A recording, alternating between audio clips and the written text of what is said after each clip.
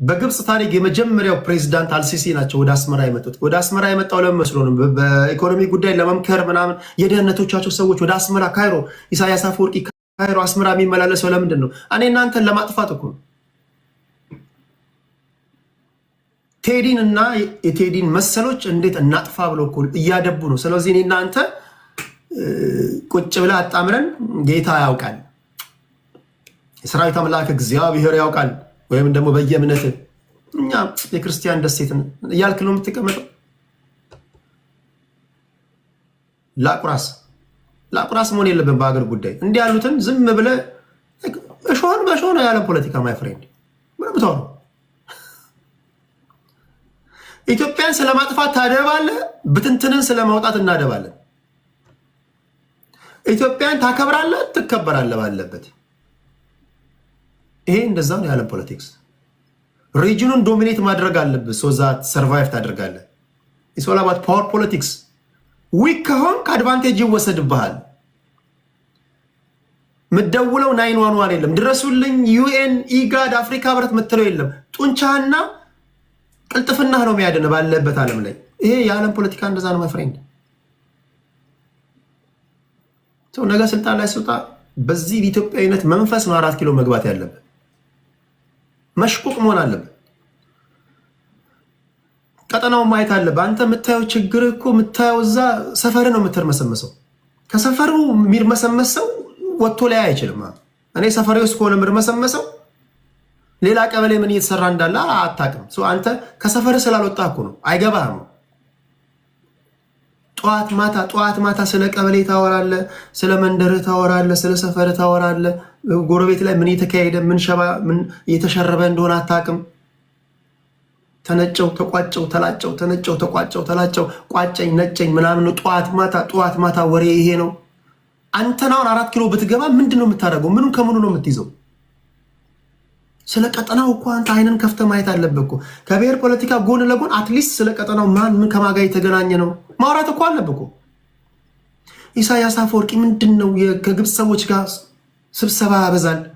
ምን እየሸረበ ነው? ምንድን ነው የሚመካከሩት?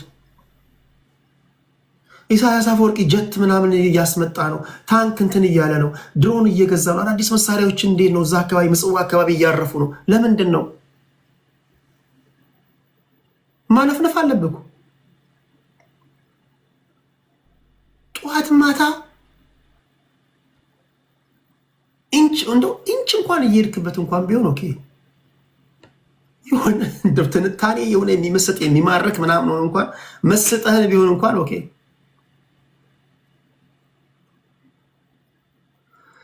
ስለዚህ ጠቅላይ ሚኒስትሩ ከቱርክ መሪ ጋር ያደረጉትን ነገር አስደምጣችኋለሁ።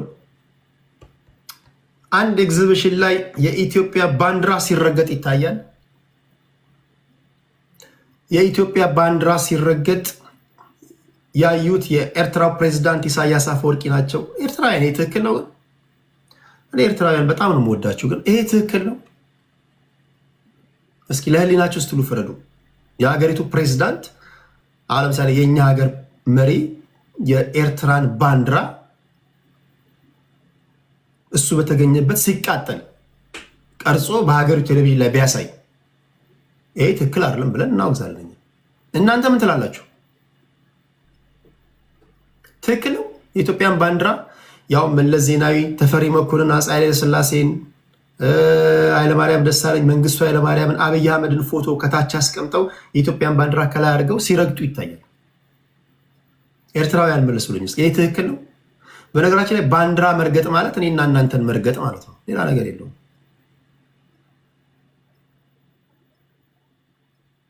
አረ ይሄ ትክክል ነው? ይሄ ትክክል ነው? ይቅርታ መጠየቅ የለበትም? የኛ ሀገር አርቲስቶች ስለ ኤርትራ ስለ አስመራን የሚያቅም የማያቅም እያሽሞነመነ ሲዘፍን ነው የምናውቀው። አንድም ኢትዮጵያዊ አርቲስት በነገራችን ላይ ስለ ኤርትራ ክፉ የዘፈነ እኔ ገጥሞኝ አያውቅም፣ ከዘማሪ እስከ ዘፋኝ። ኢቭን ያሬድ ነጉ ድምፀ መረዋው ያሬድ ነጉ ራሱ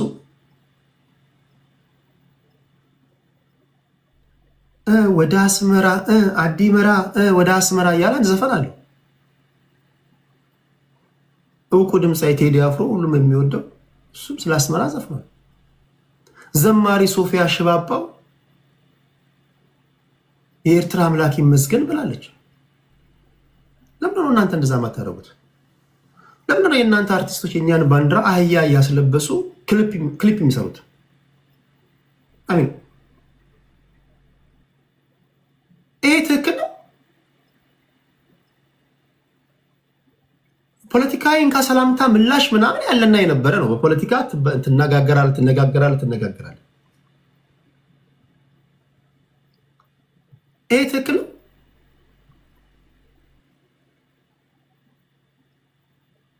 አንድ አርቲስት አጠሩልኝም፣ ኢትዮጵያዊ አርቲስት ኤርትራን ህዝቦቿን በመጥፎ መንገድ የገለጸ። እኛ ለእናንተ ያለን ፍቅር ነው፣ አርቲስቶቻችን ፍቅር ነው። ፖለቲከኛ ኦኬ ትጠዛጠዛለ። እናንተ አርቲስት ደግሞ ባንዲራችንን አህያ እያለበሰች ነገስታቶቻችንን እንደ አህያ እየሳሉ ክሊፕ ይሰራሉ።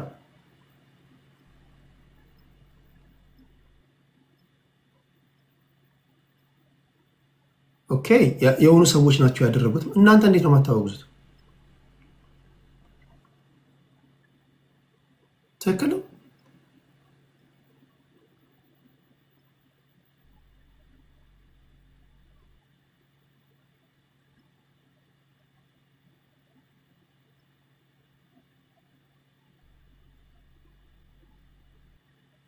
ኦኬ ይሄ መስተካከል ያለበት ነው ብዬ ነው የማስበው። ብዙ ኤርትራውያን ኢትዮጵያ ውስጥ ይኖራሉ። ኤርትራውያን ኢትዮጵያ ውስጥ ሲኖሩ ኢትዮጵያውያን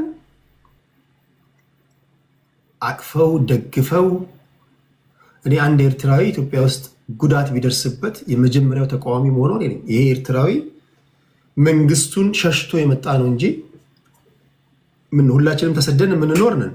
ለምንድን ነው የምታዋክቡት? ለምንድን ነው ንብረቱን የምትቀሙት? ብለን ድምፅ እንሆናለን። እኛ ጋር ትኖራላችሁ። ነጋዴው ይነግዳል፣ ኢንቨስት የሚያደርገው ኢንቨስት ያደርጋል። ቤት ገዝተ ይህን ማውገዝ አለብህ። ከማን ይህን በሲሪየስ ማውገዝ አለብህ።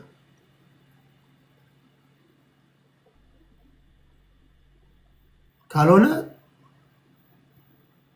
ለጥቅም ትፈልጉናላችሁ። እኛን የሚመለከት ጉዳይ ላይ ግን ትክክል የሆነ አመለካከት የላችሁ ማለት ነው። መስተካከል አለበት። ይሄ አንድ በሀገሩ ጉዳይ ላይ እንደማይደራደር ቀብራራና ኩሩ ኢትዮጵያዊ ነው ይሄን የምናገረው። አይመለከተኝም። እኔ አንዳንድ ፍርፋሪ የሚለቅሙ የሚልከሰከሱ ምናምን እነሱን አይተህ ሚስ ካልኩሌት አታርግ። በጣም ብዙ ሚሊዮን ኢትዮጵያውያኖች በጣም ኩሩና በሀገራቸው ጉዳይ የማይደራደሩ አሉ። ልክ እናንተ ሳይመቻችሁ እየተገደላችሁ የሰብአዊ ድርጊት የተፈጸመባችሁ ሀገራችሁን እንደምትወዱት ሁሉ እኛም በአባቶቻችን የተማርነው የወረስነው በደማችን ያለ ማንደራደርበት ሀገር አለችን ምንወዳት። አንዳንድ ሰዎች ለስልታዊ ተቃውሞ እኛን ሳይሆኑ እኛን መስለው የሚገቡ አሉ። አማርኛ ስለቻሉ ብቻ ከዚህ ሆነው ሊያሸማቋችሁ ሊሰድቧችሁ ምናምን የሚጥሩ እኚህ ሰዎች አረንጓዴ ቢጫ ቀይ ሊያደርጉ ይችላሉ። አማርኛ አቀላጥፈው ሊናገሩ ይችላሉ። ለስልት የመጡ ናቸው። ለስልታዊ ትግል እነሱን አትዩ። ሚስ ካልኩሌት አታርጉ ፕሊስ ፕሊስ ፕሊስ። ኢትዮጵያ በነገራችን ትክክለኛው ኢትዮጵያዊ በጣም አደገኛ ነው። ትክክለኛ ኢትዮጵያዊ በጣም አደገኛ ነው። ኖት ይሄ ዝም ብሎ ወይ ጌም ሲጫወቱ ኮፍያ ምናምን የምትወስድለት አየር ሰዓቱ የሚይዝልህ ምናምን እነሱማ ሚስ ካልኩሌት እንድታደርጉ ሊያደርጓችሁ ይችላሉ። አደገኛ ህዝብ ነን። ይሄ የሚያሳዝን ነገር ነው። ብዙ ኢትዮጵያውያንን ያሳዝን ነገር ነው። እሱን አሳያችኋለሁ ለማለት ያህል ነው። እነዚህ ናቸው ዋና ዋና ጉዳዮች። ሌላው ምን አለ እስኪ ሌላ እነዚህን እናወራለን። ላይክ ሼር ሰብስክራይብ ማድረግን እንዳትረሱ። ታፕ ታፕ ኮፒ ሊንክ ሼር ማድረግን እንዳትረሱ። ኢትዮጵያ ሀገሬን እና በኢትዮጵያዊነቴ ኮራለሁ በማለቴ የሚደብርህ ወይም ደግሞ በጣም የሚሰቀጥጥ ምቾት ማይሰማ ካለ ከ40ኛ ፎቅ ላይ ቁልቁል መውደቅ ትችላለህ። 40ኛ ከቀረበ ኮሜንት ላይ አርዝሙላቸው። ከ60ኛ ላይ መውደቅ ትችላለህ። አገሬን ወዳለሁ በማለቴ የምታኮርፍ ከሆነ ካንተ የሚመጣብኝ ጥቅም በአፍንጫ ይወጣል። ለምን የሞት መድኃኒት አታመጣልኝ? ካንተ ጋር የሚያቆራርጠኝ ነገር ካለ ብጥስጥሱ ይውጣ። አይ ዶንት ኬር። አንተ የምትሰጠኝ ጥቅም ካለ እንደው ኖሮ ካለ ምናምን ጉርብትና አረ እንዴት እንዲህ ትላለህ ምናምን ከ40ኛ ፎቅ ላይ መውደቅ ትችላለህ። በአገሬ ጉዳይ ላይ ምንም ድርድር አላውቅም፣ ቀላል አቅም። ይህን ነው በዚህ መንፈስ ነው የምናወራው ለማለት ያለው። ከማህበራዊ ጉዳይ እንጀምራለን፣ ከዛ ወደ ፖለቲካዊ ነክ ጉዳዮች እንሄዳለን። ፖለቲከኞችን እናስገባለን፣ እናወራለን፣ የሚሉትን ትሰማላችሁ። ከቡርጂ ካሊፋ ላይ መውደቅ ትችላለህ። ቴንክ ዩ። ከቡርጂ ካሊፋ ላይ ቁልቁል መውደቅ ትችላለህ። እኔ ሀገሬን ወዳለሁ በቃ ስላልኩ አንድ ኢትዮጵያዊነት ኢትዮጵያዊ አንተ አንድ ኬንያዊ ሀገሩን እንደሚወደው ኤርትራዊ ሀገርን እንደምትወደው ሱዳናዊ ሶማሊያዊ ሀገሩን አንተ ሀገሬን ወዳለሁ ስትል እኔ አኩርፌያለሁ እንዴ? አንድም ኢትዮጵያዊ እኔ አይቼ አላውቅም። ለምሳሌ አንድ ኤርትራዊ እኔ እኮ ሀገሬን ወዳለሁ በማለት የሚከፋ ኢትዮጵያዊን ያላየሁ አይታችኋል? ሀገርን መውደድ እንደውም ጥሩ ነው። ሀገሯቸውን የሚወዱ ሰዎች የሌላ ሀገር ዜጎች ሀገራቸውን የሚወዱ ሲያዩ እኮ ደስ ይላቸዋል። አንተም ሀገርን ውደድ፣ ሀገርህን ጠብቅ። ችግር የሚሆነው እኔ ሀገሬን ወዳለሁ ብዬ አንተ ሀገርን እንዳትወድ ያልኩ ሰዓት ነው። ወይም ደግሞ አንተ ሀገሬን ወዳለሁ እያልክ ሀገሬን ወዳለሁ እኛ ምናምን እያልክ ተናግረህ ልክ እኔ ሀገሬን ወዳለሁ ስል የተቆጣ ሰዓት የዛን ጊዜ እንጣላለን። ጥሩ አይሆንም።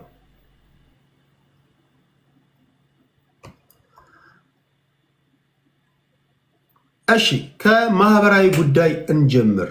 የመጀመሪያው ጉዳይ የድምፃዊ ቴዲ አፍሮ ጉዳይ ነው።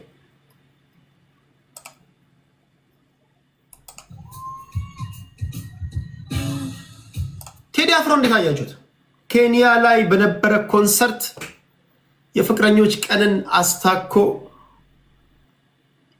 ኮንሰርት አድርጎ ነበር። ቴዲ አፍሮ በጣም የምንወደው የምናከብረው አርቲስታችን ነው። እሱም ብዙ ጊዜ ሀብዳላክ እያለ ስለ አስመራ ይዘፍን ነበር። እንግዲህ ይህን በመሰለ አርቲስት ያቀነቀንላት ሀገርና ከተማ የእሱ ሀገር ደግሞ በሚመለከት ሀገሩን ዲስሪስፔክት የሚያደርግ ነገር ደግሞ የእናንተ አርቲስቶች ሲያደርጉ ይሄ ነው ወይ ምላሹ ያስብላል። ለማንኛውም ቴዲ አፍሮን እንዴት አያችሁት? የኬንያውን ኮንሰርት ብዙዎቻችሁ መነጋገር ያደርጋችሁታል። ድምፁ ሚዩት ላድርግና እንቅስቃሴውን ብቻ ላሳያችሁ።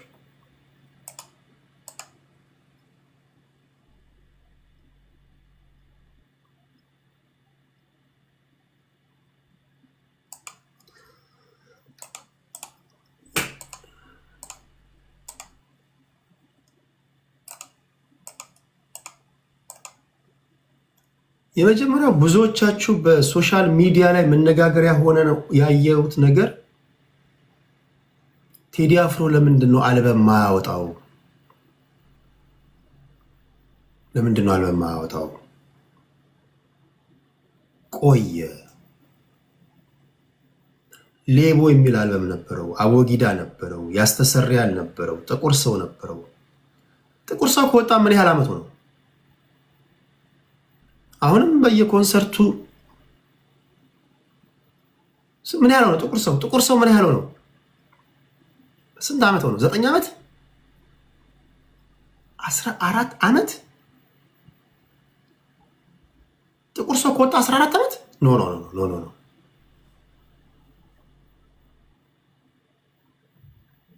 14 ዓመት ጥቁር ሰው ከወጣ 9 ዓመት አካባቢ ቢሆን 14 ዓመት እንዴት ይሆነዋል?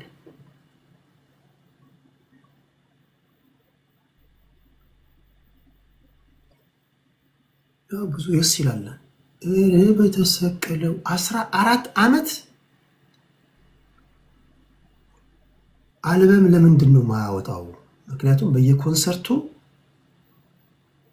አሁን ቴዲ አፍሮ ኮንሰርት አለው ሲባል ሰዎች እየጠየቁት ያለው ጥያቄ አዲስ አልበም መች ነው የምታወጣው? አቦጊዳ ወይም ደግሞ ጥቁር ሰው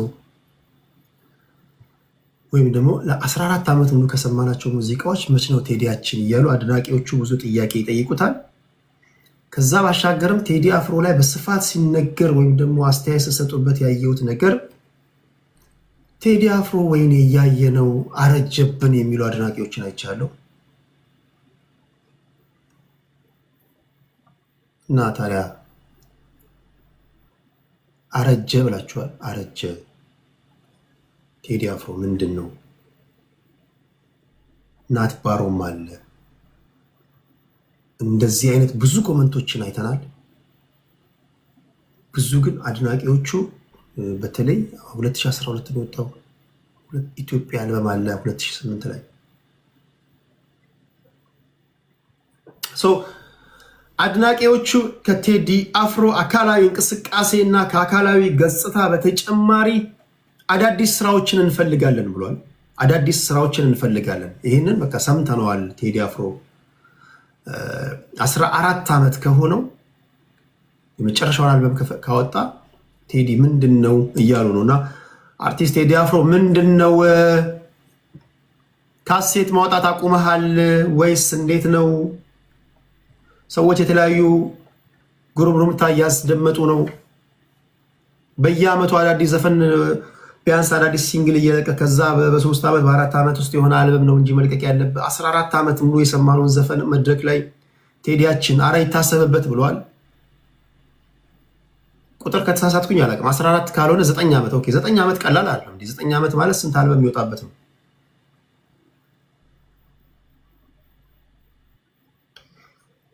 እና በጣም የአልበምህ ነገር ምን ነው እየዘገየ የኮንሰርትህ ነገር በዛ።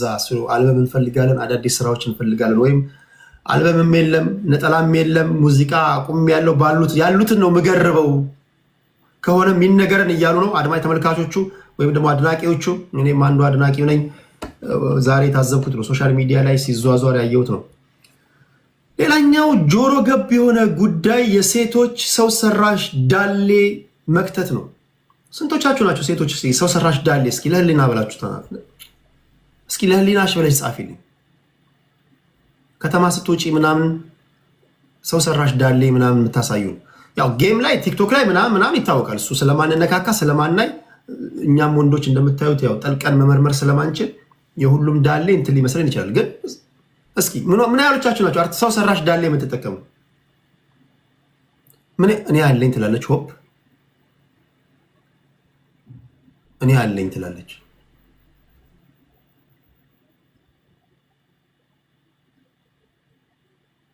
ሚስቴ 4 አላት ይላል።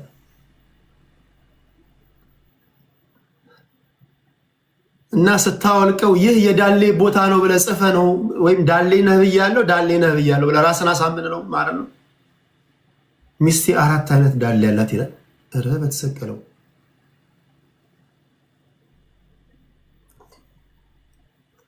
እሺ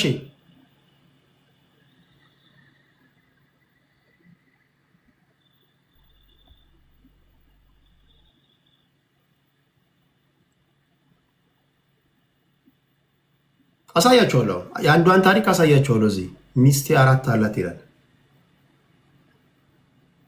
በሌላ አባባል ሚስቱ 4 አይነት ሰው ሰራሽ ዳሌ ካላት ሬስቶራንት ሲሄዱ የምታደርገው አለ፣ ሰው ቤት በእንግድነት ሲሄዱ የምታደርገው አለ።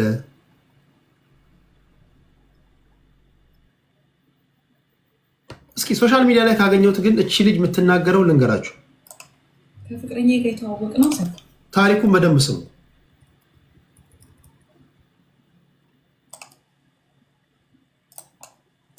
ከፍቅረኛ ጋር የተዋወቅ ነው ሰርግ ላይ ነው እና እዛ ሰርግ ላይ ደግሞ እኔ ሚዜ ነበርኩኝ።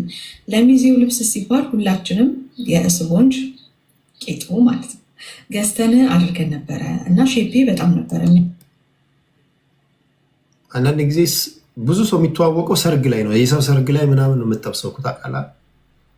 ብዙ ሰው የጓደኞቹ ሰርግ ላይ ይታደምና ሚዜዎቹን ምናምን ያለ ስቴጅ ላይ ምናምን ታያለ፣ ዳሌዋን ምናምን ታያለ። አይ ዳሌ ምናምን ትላለ።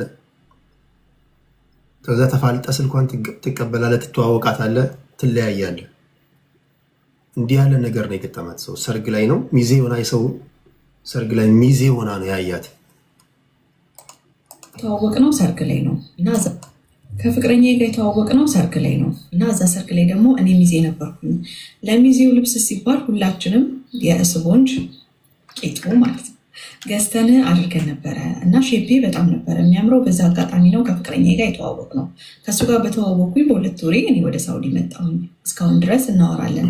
እሱ ጋር ለመለያየት የተለያየ ምክንያት ብፈጥርም መለያየት አልቻልኩኝም። ምንም ምክንያት ላገኝበት አልቻልኩም። ጭራሽ ሁሉም ላይ ፕሮፋይሎቹ ላይ እኔ አድርጎኛል። ሁሉም የምጠቀማቸው ሶሻል ሚዲያዎች ላይ ሚዜ ሆና ነው የተዋወቃት። ሳውዲ ነው የምትኖረው። ኢትዮጵያዊ ናት። ኢትዮጵያ ለሰርግ መታ ነው። ዳሌዋ ያምራል ምናምን። ተረጋጋ። ከአንዳንድ ወደ ፖለቲካ እንገባ። መጀመሪያ በማህበራዊ ጉዳይ አጦዘን ነው ምድረ ካድሬ ሁላ። መጀመሪያ በማህበራዊ ጉዳይ እናወራ። ወደ ፖለቲካ ግባ ይለኛል። እኛ እንዝናና እንጂ ከአድማጭ ተመልካች ጋር እንዝናና እንዴ? አንተ ፖለቲካ የት ይሄዳል? እንሳቅ፣ እንጫወት። መጀመሪያ ባስገባ ልትጨው ነው ልትል ነው። መጀመሪያ እንሳቅ፣ እንጫወት። ጭራሽ በቃ ወፍ የሚያረግፍ ሀሳብ ያለው ይመስል አስገባን ፖለቲካ እናወራ አይለኛል። ተገደልኩ ልትል ነው፣ ተሰደድኩ ልትል ነው። ያንተ ጨዋታ ሰለቸን፣ እንዝናናበታው። ዝም ብለህ አድምጥ፣ ከደበረ ውጣ። ምን አይነት ሰው ናቸው ሰዎች? ፖለቲካ የት ይሄድባል? ይደርሳል። ስማ፣ አሁን መጀመሪያ ከተነሳበት በረዶ ያዝ። ሰርግ ላይ ነው የተዋወቃት። ዳሌዋ ያምራል። ስልኳ ምናምን ሰጠችው። ወደ ሳውዲ ሄደች። በዛ በሰው ሰራሽ ዳሌ የተነሳችው ፎቶ ምናምን ላከችለት። አመዶ ያን ፕሮፋይል ፒክቸር ያደርጋል ቲክቶክ ላይ። ምናልባት እዚህ ኮሜንት ላይ ከሚር መሰመሰኩ ያንዱ ጉድ ሊሆን ይችላል። ኢንስታግራም ላይ የሚሱ ፎቶ፣ ፌስቡክ ላይ ምናምን ዳሌዋን ነው የሚያሳየው። ጓደኞቹ ከየት አገኘው እባክህ ምናምን ይሉታል። እድለኛ ነህ እባክህ እንዳለ ከየት ነው ያገኘው እባክህ አንተ አድብታ አገኛል ምናምን እያሉ እኮ አድንቀውታል። ምናምን ኮመንት ያነባል ምናምን። ጉዱን ሰው ፕሮፋይሉ አድርጎኛል እና ምን እንደማደርግ አላውቅም። ቪዲዮ ኮል በተደዋወሉ ቁጥር አሳይኝ ብሎ ይለኛል። ሙሉ ለሙሉ ያለው እሱ ትኩረቱ አቋሜ ላይ ነው እና ምን ላድርግ? ምን ትመክሩኛላችሁ? ምን ይሻለኛል? ረመላ በሉኝ እያለች ነው ማለት ነው። ግለቢ እናሳዩ በቃ ጣውል። አንተ ብትሆን ምንድን ነው የምታደርገው? እንግዲህ ፕሮፋይል አድርጋታል፣ ለወዳጅ ዘመድ አሳይተሃል፣ የሚገርም ዳሌ ነው ምናምን ብልሃል። በዛች ቀን ተዋወቃት፣ አድራሻዋን ሰጠች፣ ወደ አረብ ሀገር ሄደች፣ ፕሮፋይል አደረግ ካመዶ። ዳሌዋን ደግሞ ለይቶ እኮ አንዳንድ ሰው ዳሌዋን ለይቶ ያደርጋል ምናምን ስትቆም ምናምን። ከዛ ሲደዋወሉ ብዙ ጊዜ ስትደዋወሉ ወደ ቪዲዮ ኮል ምናምን ታደርጋለህ። ከዛ አሳየኝ ይመጣል። የተለመደ ነገር ነው። ምንድነው እስኪ በቪዲዮ ኮል እናወራ ምናምን አላት መሰለኝ። ከዛ አሳየኝ አላት። ልጅቷ ያን አርቲፊሻል ዳሌ ካወለቀች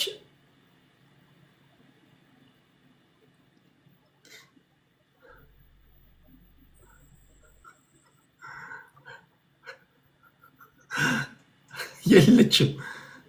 ምኑን ታሳየው? እሺ ምን ላርግ ነው ጥያቄው? ምን ላርግ? አሳየኝ እያለ ነው ቀበሩ። እሺ ምንድነው ያላችሁ መፍትሄ ሀሳብ ምንድነው ነው? ስሙ አንድ ኤክሳችሁ ጠይቂው። ይሄ ነው እውነቱ ብለሽ ገልበሽ ማሳየት ነው። ምንም ሌላ አማራጭ የለሽም። አቀምሹ እውነቱን መሳሳዘነኝ ወንድሜን። እሱ ይሄኔ ህልሙን አስባችታል አገኘው ብሎ እያለመ ነው። ግን ምንም በቃ ማድረግ አይቻልም። እና አንቺም ደግሞ ምንም ማድረግ አትችይም ከመናገር በቀር እውነቱን ሌላ ምንም አይነት አማራጭ የለም። ምክንያቱም ሄደሽ አግብተሽ ምናምን አስበሻ መጨረሻ ላይ እዛ ሰዓት ከሚታወቅብሽ እንደኔ አሁን ሰው ከኔ የተለየ ሀሳብ ያላችሁ ከስቼ ነው ብትልስ አይቻልም። በቃ የማዳም ስራ በቃ ወዲያ ስል ከሳውኝ ስጋ ይመጣል ይሄዳል፣ ስጋ ባዳ ነው ምናምን ማለት ትችላለች። ያምናታል። ይሄ ሰው እኮ በጣም ፕላን እያወጣ ነበር። ስትመጣልኝ እኮ ስማ ይሄ እንዳለ እኮ ስማ ምናምን ያለ እኮ ፕላን እያወጣ እኮ የነበረ ሰውዬ እኮ ነው አመዶ።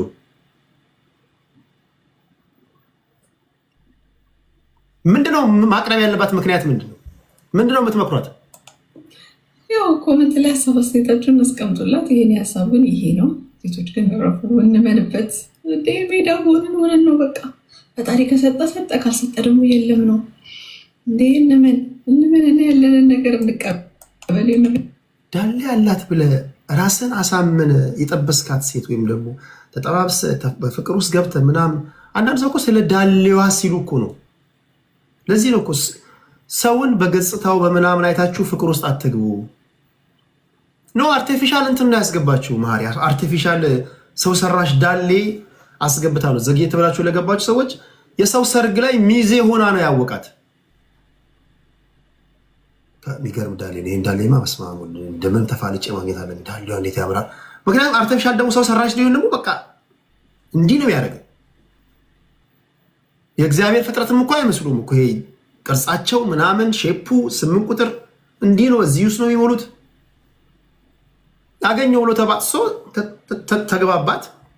ስልኳን ወሰደ። እሷ ወደ አረብ ሀገር ሄደች። ከዛ መደዋወል ጀመሩ። ፕሮፋይሉ አደረጋት ምናምን በደንብ የተግባቡ። ስለ ሰርግ ማውራት ጀመረ። ለቤተሰቦቹ ምናምን ተናግሯል፣ ለጓደኞቹ ተናግሯል። ሁሉም አድነቀውለታል። ሁሉም ያደንቁት ግን ስማ እንዴት ያለች ናት በእናትህ አቦይን እንዝርት ይሆናል ያረደ የበላት ምናምን እያሉት ነው። እሷ ጉዷ ግን ሰው ሰራሽ ዳሌ ነው በወቅቱ አድርጋ የተዋወቀችው። አሁን ምን ልበለው ነው የምትለው? ምን ልበለው? ምን ትበለው?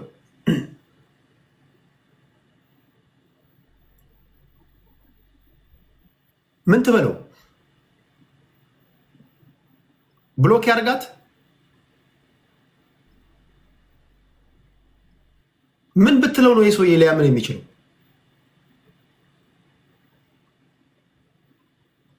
ያው ዳሌዋ ከተወለገ ላሽ ነው። አብረውም ቢሆኑ አይቀጥልም እኮ ፍቅር ነው።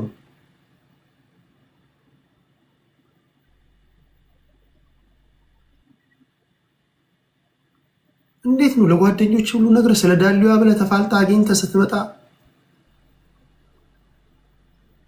አንድ ቁጥር ሆና ስትመጣ ምንድን ነው የምትለው? አስነሳው ትበለው? ቱርክ ሄዳ ታሰራ የሚል አለ።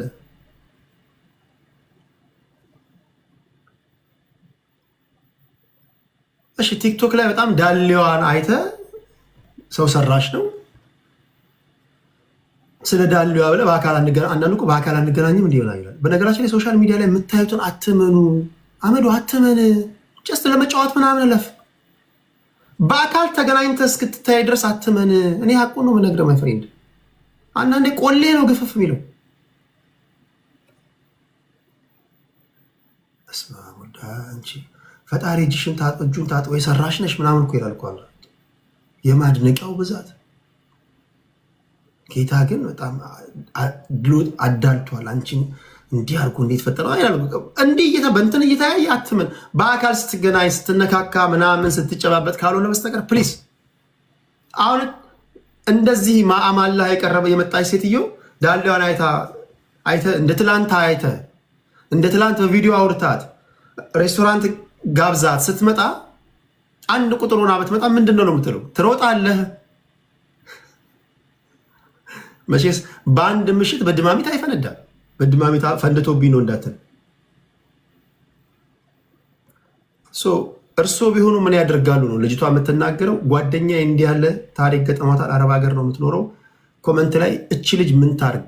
ወደዋለች፣ አፍቅረዋለች፣ ግን ልጁ ካላየውሽ እያለ ነው። አሳይኝ እያለ ነው። ይሄ ነው። እግዚአብሔር ይጠብቃችሁ ከዚህ። አንድ ቁጥር ነው ይመጡባል። አንድ ቁጥር ዳሌሽስ የት አለ ስትለው እዚህ ጋር ነበር ልትል ይችላል። እዚህ ጋር ነበር እንዴ ትላንት በቪዲዮ ያሳይሽን ያ በፎቶ ምናምን ማይወዳለሽ ሴት ነበር። እዚህ ጋር ነበር፣ እዚህ ጋር ነበር። በቃ አለ ብለህ ህመን ልትል ትችላለሽ። አለ ብለህ ህመን። ይሄ ዳሌ ለሚወዱ ነው። እኔም ብትጠይቀኝ እኔ እንደዛ አይነት አድናቂ ያለው እኔ አሁን ብትጠይቀኝ እኔ የተለየ ነው። እኔ ከሴት ልጅ የምወደው ስብዕና ምናምን ነው። እኔ እንደ ማንኛውም ሰው እንትን አይደለም፣ ግን እኔ እዛ ተንስፍስፍ ብዬ እንደዚህ ምናምን ምን ልጅ አይደለሁ። እኔ ለየት ያለ ባህሪ ያለኝ ለምን እንደሆነ አላውቅም። እሺ አንዳንዱ ግን ፕራዮሪቲ ይሰጣል ለውበት፣ ለዳሌ፣ ለምናምን፣ ለቁንጅና፣ ለምናምን አይ ዶንት ኖ። እኔም እሰጣለሁ ይላል ገዳ። ኦኬ እኔ እሰጣለሁ ማለት ሳይሆን እኔም ለስብና ነው የምሰጠው ምናምን ያለው። ኦኬ እሺ አያድርስ ብቻ አያድርስ። ግን እኔ እንጃ ለምን እንደዚህ እንደምታደርጉ አላውቅም። እኔ ሰው ሰራሽ ወይ ባይጋነን ኦኬ ይሁን። ግን የአንዳንዶቻችሁ እኮ ይጋነናል። የአንዳንዶቻችሁ ይጋነናል። የተጋነነ ባታረጉት ትክክለኛ መልክሽን ትክክለኛ እንትንሽን 100% የሚቀይር ደረጃ መሆን የለበትም አይደል? ቢያንስ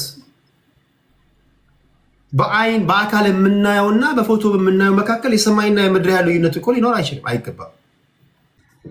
የተጋነነ ነገር ባይሆን ለማለት ያለው። እሺ እርስዎ ቢሆኑ ምን ያደርጋሉ ነው ይሄን ያደረገችው? እሺ ከዚህ ጋር በተያያዘ ሌላኛው ከማህበራዊ ጉዳይ አሳዛኙ ታሪክ ይሄ ነው።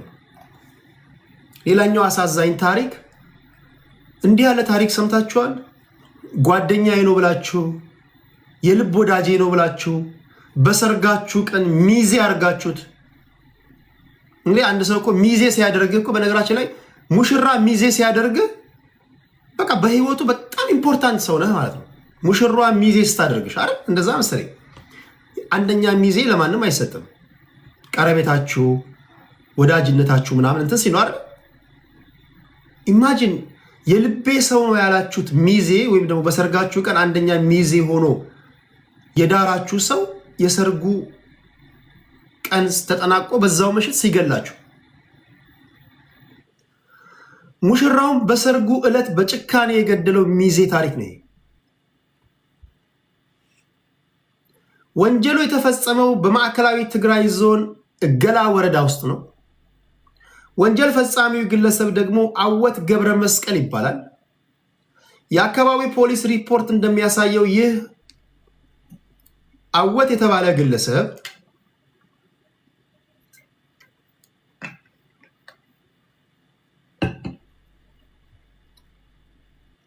የዛሬ 2 ዓመት በወራ ሚያዝያ 2016 ዓ.ም ዊቺው ገብረ መድህን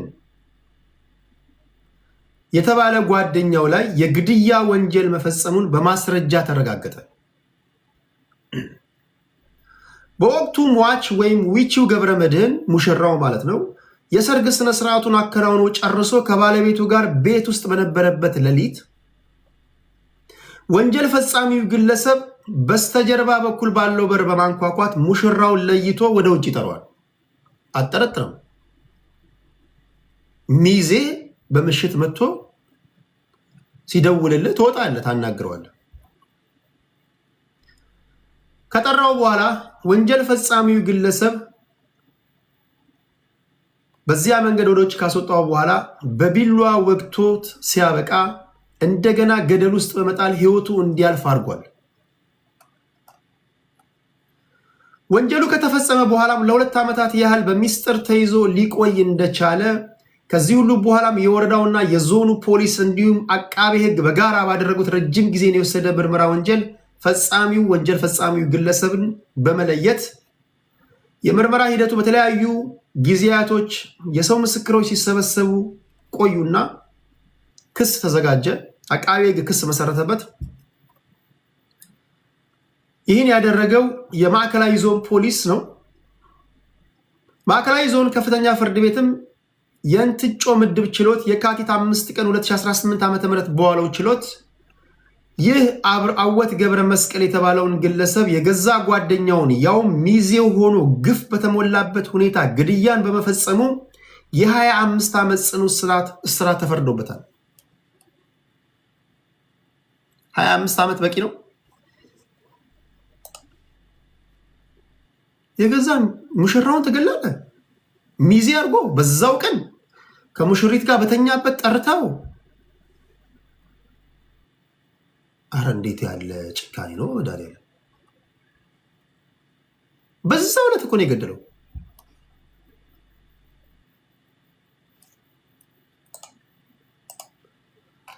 ሌላው እኚህ ሰው ናቸው። ኩሩ ኢትዮጵያዊ ናቸው። ቀብራራ ጎንደሬ ናቸው። ፕሮፌሰር ኃይለ ገሪማ ይባላሉ። ኩሩ ኢትዮጵያዊ፣ ኩሩ ቀብራራ ጎንደር ተወልዶ ያደጉ ሰው ናቸው። ሙቪ ይሰራሉ። የኪነ ጥበብ ሰው ናቸው። በተለይ ኢትዮጵያዊነትን በተመለከተ የሚሰጧቸው ትንታኔዎች ስለ ኢትዮጵያዊነት ያላቸው አመለካከት በጣም የተለየ ነው። በድፍረት የሚናገሩ ሰው ናቸው። በጣም ደፋሮች ናቸው። እዛ አካባቢ ያሉ ሰዎች ታውቃላችኋል። ቀብራራ፣ ኩሩ፣ ደፋሮች ናቸው አላችሁ። ጎንደሬዎች አላችሁ። እዚህ ኮመንት ላይ አላ ጎንደሬዎች አላችሁ አላችሁ። ምንድነው ምክንያቱ ግን? ጎንደሬዎች ቀብራራ፣ ኩሩ ምናምን ጅንን የሚሆኑት ለምንድን ነው? በሀገር ጉዳይ ማይደራደሩ ምናምን ማይልከሰከሱ እንደዚህ አይነት ባህሪ እንዳላቸው እኔ ብቻ ሁሉም ሰው ይመሰክራል። ምንድነው ምክንያቱ? ከምትበሉት ምግብ ነው? ከምትጠጡት ነው? ባህል ነው? አስተዳደግ ነው?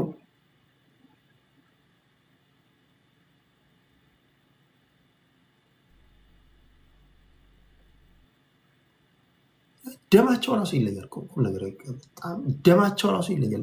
በሲሪየስ ነው። በጣም ቀብራሮች ናቸው። እሺ እኚህ ሰው ብዙ ጊዜ በኢትዮጵያዊነት በኩል በሚሰጧቸው አስተያየቶች ይታወቃሉ። ኢትዮጵያ ውስጥ ያን ያህልም ተገቢውን ክብር ባያገኙም አሁን በዓለም አደባባይ ሊከበሩ ነው።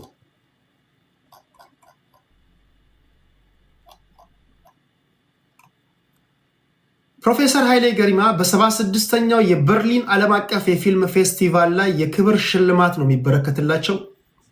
ትውልደ ኢትዮጵያዊ እኚህ ባለሙያ ለሲኒማ ጥበብ ላበረከቱት የላቀ አስተዋጽኦ፣ በነገራችን ላይ የኃይሌ ገሪማ ታሪክ የሚገርማችሁ እኚህን የመሰለ ፕሮፌሰር ጤዛን ለመስራት በነገራችን ላይ 8 ዓመት ነው የፈጀባቸው። 8-9 ዓመት ነው የፈጀባቸው። ተጨንቀው አስበው ምን ብለው። አብዛኛው ኢትዮጵያዊ ግን ጤዛን አይቶ የተረዳ ጥቂት ነው። ከዛ ባሻገር ሌላ ሙቪ እንኳን ለመስራት ስፖንሰር የሚያደርጋቸው አጥተዋል። አይገርም? በአንድ ወቅት በይፋ ጠይቀው ነበር። ሙቪዎች ሰርቻለሁ፣ ረጅም ጊዜ ዓመት የፈጀብኝ ደግሞ ሌላ ሙቪ ሰርቻለሁ፣ ግን ስፖንሰር የሚያደርጉኝን ድርጅት ፈልጋለሁ እስከ ማለት ደርሰዋል። ይሄ ዳሌ ስለመወዝወዝ ሲያማግጥ ምናምን የሚታይበት ምናምን ይሄ ዝም ብሎ ቱሪናፋ ዝም ብሎ ቅራቅንቦ የሚሰሩ ሙቪዎች ግን ወይም ደግሞ ቅራቅንቦ ሊትራሊ ቅራቅንቦ የሚሰሩ ዝም ብለህ በምርቃና ምናምን ጽፈው ግን አንቱ የተባሉ በጣም ስፖንሰር ያላቸው በጣም ሙቪዎቻቸው የሚታይ ቲፎዞ ያላቸው እንዲህ ያሉ ምሁራን ግን በእውቀት የሚጽፉ ደራሲዎች ግን ስፖንሰር ቢያደርጋቸው የለም። አይገርም? አሁን ጤዛን አይታቸው ጤዛን አይታቸው የሳቸውን ሙቪ ጤዛን ያያል። አይገርም? ሙቪ ጤዛን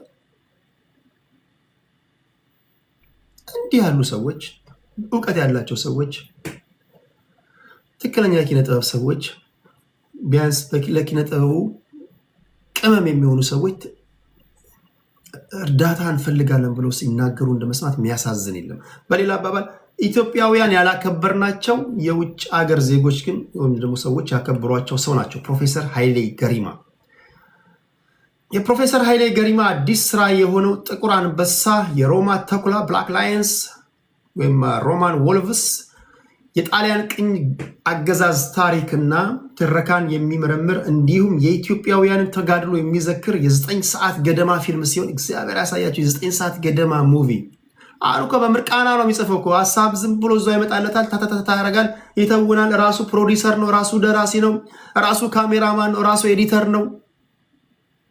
ጀማ አላቸው።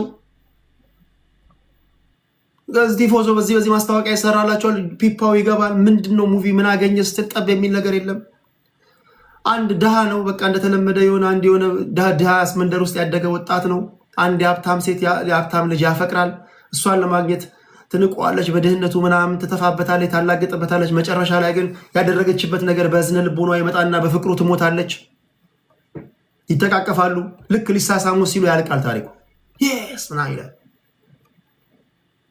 ሁሉንም ማለት አይደለም፣ አብዛኞቹ እንደዚህ ናቸው። ከዚህ ብቻ አለ ፕሮፌሰር ኃይሌ ገሪማ በእውቀት ፊልምን በእውቀት የሚሰሩ ሰው ናቸው። ለማንኛውም 9 ሰዓት የሚፈጀው ይሄ ሙቪ በበርሊን ፎረም ላይ ለመጀመሪያ ጊዜ ለዓለም ሕዝብ ለእይታ ይቀርባል። የበርሊን ካሜራ ሽልማት ስነስርዓቱን በአሁኑ ሰዓት እየተከናወነ ሲሆን በደልፊ ፊልም ፓላስት ፊልሙ በሚታይበት ወቅት ይህ ስጦታ ይበረከትላቸዋል ተብሎ ይጠበቃል። እዛ አካባቢ በተለይ በርሊን አካባቢ ያላቸው ኢትዮጵያውያን ፕሮፌሰር ኃይሌ ገሪማን እንኳን ደስ አሎት ኮራንቦት ባሏቸው በጣም ወዳቸው ሰው ናቸው። የኃይሌ ገሪማ የጥበብ ስራዎች በጭቆና በተጋድሎና ባልተቋጨው የቅኝ አገዛዝ የማላቀቅ ሂደት የታተሙ የታሪክ ምስክሮች ናቸው። እነዚህም ታሪኮች ለዛሬው ዓለም አስቸኳይና ትልቅ ትኩረት የሚሻ መልእክትን የሚያስተላልፉ ናቸው። የበርሊን ዓለም አቀፍ የፊልም ፌስቲቫል ዳይሬክተር ትሪሻ ታትል ይባላል። ብዙዎች ዓለምን የሚረዱበትን መንገድ ለቀየሩ ፊልም ሰሪ የበርሊን ካሜራ ሽልማት በማበርከት ትልቅ ክብር ነው ሲሉ ተናግረዋል። ይህ ትልቅ ክብር ነው ብሏል። አይዶን ምን ያህል ኢትዮጵያውያን ኃይሌ ገሪማን እራሱ እንደሚያውቃቸው አላውቅም። ምን ያህሉ እንደሚያውቃቸው አላውቅም። አሁን አንዱ እዚህ ኮሜንት ላይ አፊ ዚጋ ብሏል። አፊ ዚጋ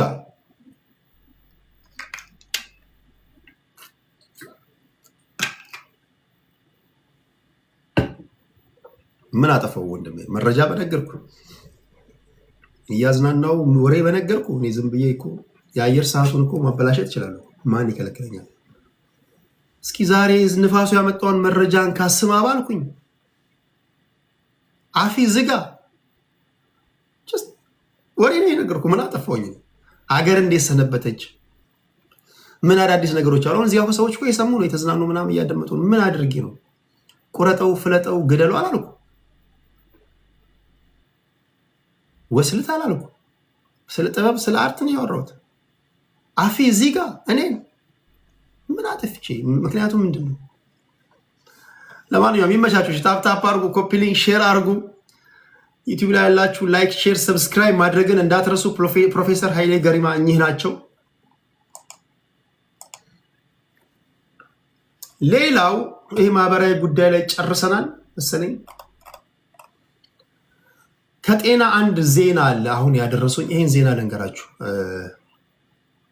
በኢትዮጵያ የልብ ህመም ሰርጅን 5 ብቻ ናቸው። ይህን ታውቃላችሁ?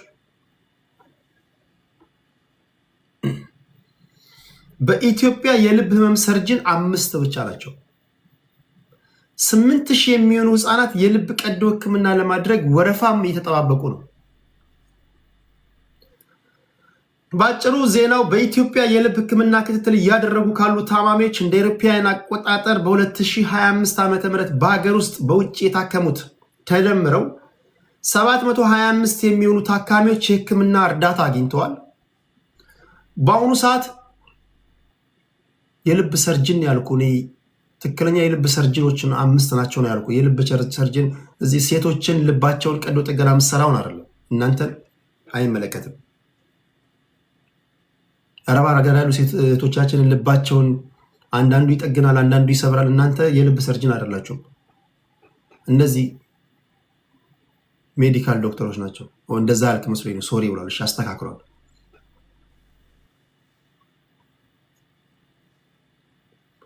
አንዷ በሆነ ጨዋታ መሃል ባሌ ከአንገት በላይ ስፔሻሊስት ነው ትላለች። ባሌ ከአንገት በላይ ስፔሻሊስት ነው ምናምን ስትል ይሰሟታል። ከአንገት በላይ ስፔሻሊስት ነው በጣም ምሁር ነው ማለት ነው ትላለች። ምሁር ነው ስትል ኖ ከአንገት በላይ ስፔሻሊስት ስልሽ ማጅራት መቺ ነው። በነገራችሁ ላይ አንድ ሰው ከአንገት በላይ ስፔሻሊስት ነው ከተባለ ወሬውን ሳታላምጡ እንዳትወጡ። ከአንገት በላይ ስፔሻሊስት ማጅራት መቺም ሊሆን ይችላል። ሁለት አይነት ከአንገት በላይ ስፔሻሊስት አለ። እሺ ለማንኛውም ዜናውን ልንገራችሁ። የኢትዮጵያ የልብ ህሙማን ህፃናት መርጃ የህዝብ ግንኙነትና ኮሚኒኬሽን ክፍል ባልደረባ የሆኑት ዶክተር ዳዊት እሸቱ ከብስራት ሬዲዮ ጋር በነበራቸው ቆይታ በ2025 የነበረው የስራ ዘመን መሻሻል የታየበት ቢሆንም አሁንም በርካታ እንቅፋቶች እንዳሉ ተገልጿል። ተመላላሽ ክፍል ላይ 14,000 ታካሚዎችን ማየት የተቻለ ሲሆን 1350 የሚሆኑት አዲስ ታካሚዎች ናቸው ተብሏል። በሆስፒታሉ አገልግሎት እየሰጠ የሚገኘው ለህክምና ለሚያስፈልጉ እቃዎች ከውጪ የሚመጡ መሆናቸውን የውጭ ምንዛሪ ዋጋ መናር ተከትሎ አዳጋች እንደሆነባቸው ተናግረዋል። ጫና አለ፣ ወረፋ አለ። በዚህ ጉዳይ ላይ በተለይ ወረፋ ለሚጠብቁ ታማሚዎች ቁጥራቸው እየጨመረ ነው የመጣው። ከዚህ ጋር ሲደማመር አንድ ታካሚ ምናልባት እስከ 4 ዓመት ወረፋ ሊጠብቅ የሚችልበት ሁኔታ መኖሩ የተጠቆመ ነው። በተለይ ከሀገር ውጭ ያላችሁ በተለይ ሰርጅኖች ካላችሁ ሀገር ቤት ግቡ። ከሀገር ውጭ ያሉ ደግሞ እንዲገቡ መንግስት ለነዚህ ሰዎች አንዳንድ የሚያስገቧቸውን እቃዎች ከቀረጥ ነፃ እንዲያስገቡ ፍቀዱላቸው። እንዴ እነሱም እንዲመጡ እኮ የሆነ ነገር ከሰጡ የሆነ ነገር ማመቻቸት አለብን።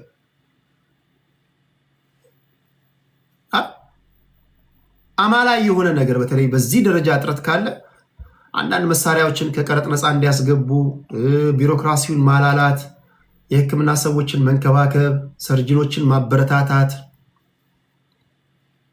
ዶክተሮችን መደገፍ ከፍተኛ የሆነ እጥረት እንዳለ ነው የሚነገረው። አንድ ታካሚ ምናልባትም 4-5 ዓመት ነው ወረፋ የሚጠብቀው። ወረፋችሁ ደርሷል ተብሎ ሲደወልላቸው አንዳንድ ህፃናቶች ሞቷል ይባላል። እግዚአብሔር ያሳያችሁ። እጥረት ስላለ ወረፋችሁ እንኳን ደርሶ ስንደውል አንዳንድ ጊዜ አርፈዋል፣ ሞቷል ይባላል።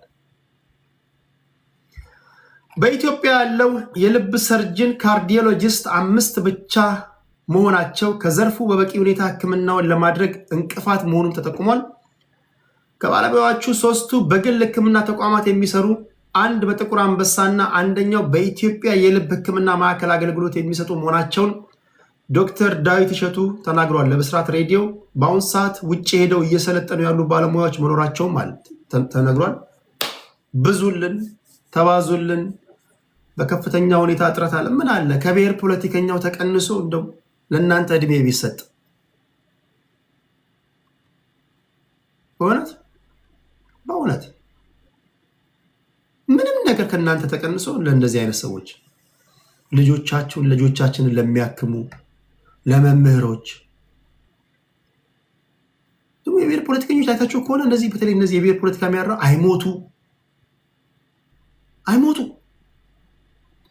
የተስማማቸው ናቸው። የተስማማቸው ይሄዳሉ። ቢኮዝ ንግድ ነው ለነሱ ምናምን ፍጨው ቁላው ምናምን እንደዚህ አጨደው ምናምን እያሉ ገንዘብ ስለሚሰበስቡ ዝንጥ ብሎ ነው የሚኖሩት። እንዲህ ያሉ ደግሞ ምሁራን ደግሞ ብዙ ጊዜ ይንገላታሉ። በጊዜው ማለት ጊዜም የብሔር ፖለቲካ አራማጆች መሸማቀቅ አለባቸው። ይሄ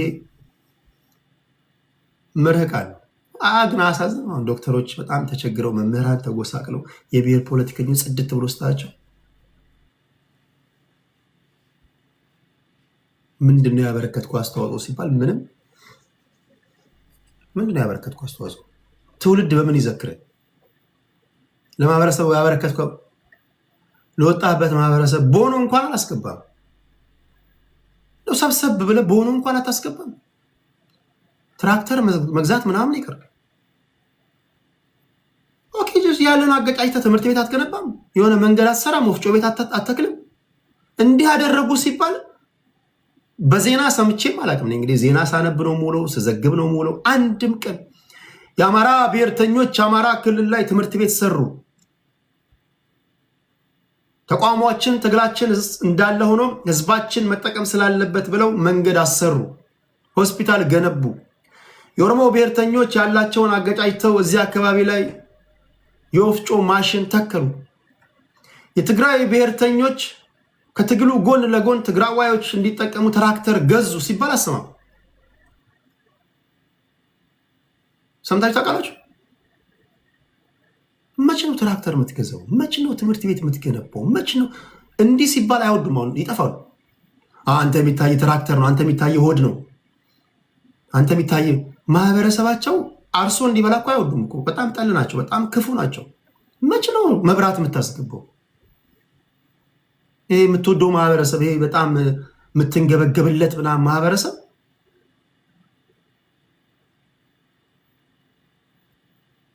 እንዴት አንተ እያለ እንደዚህ ማህበረሰብን እየወደድክ ዩሮፕና አሜሪካ ተቀምጠ እንዴት በሰው ትከሻ ያርሳል? በጣም ተወዷል። እንዴት በሰው ትከሻ ያርሳሉ ገበሬዎች?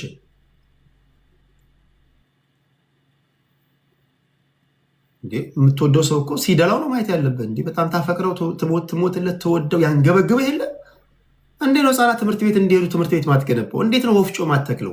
እንዴት ነው መብራት ማታስገባው? እንዴት ነው መንገድ ያለን አዋተ መሳሪያ ቀላህ ምናምን ተገዛ ይለ እንዴ ተፋጭ ምናምን ብለ ለመሳሪያ ታዋጣለ። እርጉም አይታወቃቸውም እኮ እርግም እነሱ ቃም ይሄ እርግማን ነው። ማይ ፍሬንድ እርግማን ነው። ስማውድ ሞትን ምናምን ደማን ምናምን ብሎ ለመጫው አንደኛ ነህ። እንዳይሞቱ ሆስፒታል ገንባ ምናምን ስትለው የለም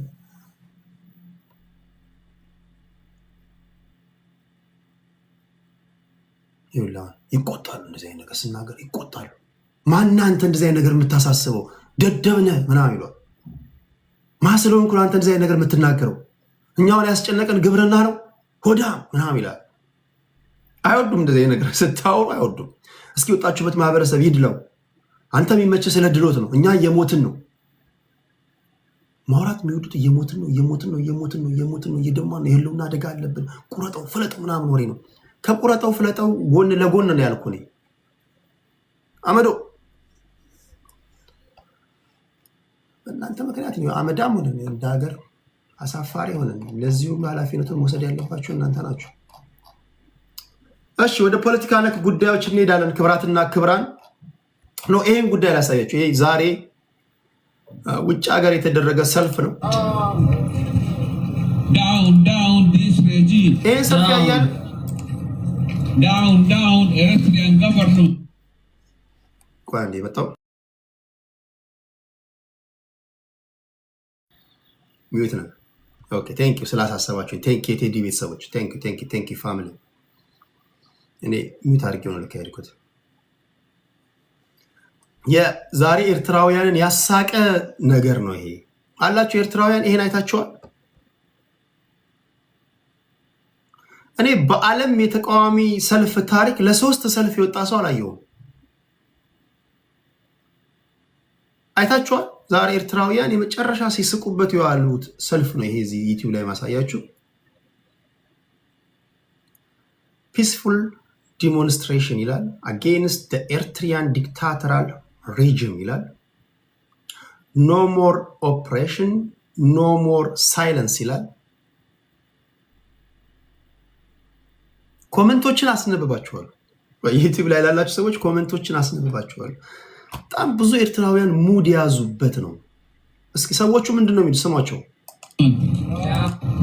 down this regime down ካሜራማኑ ራሱ ተሸማቆ ይስቃል። ካሜራማኑ የሚቀርጸው ይስቅ ይታያል፣ ይስቃል።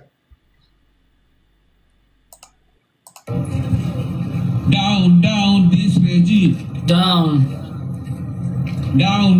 Eritrean government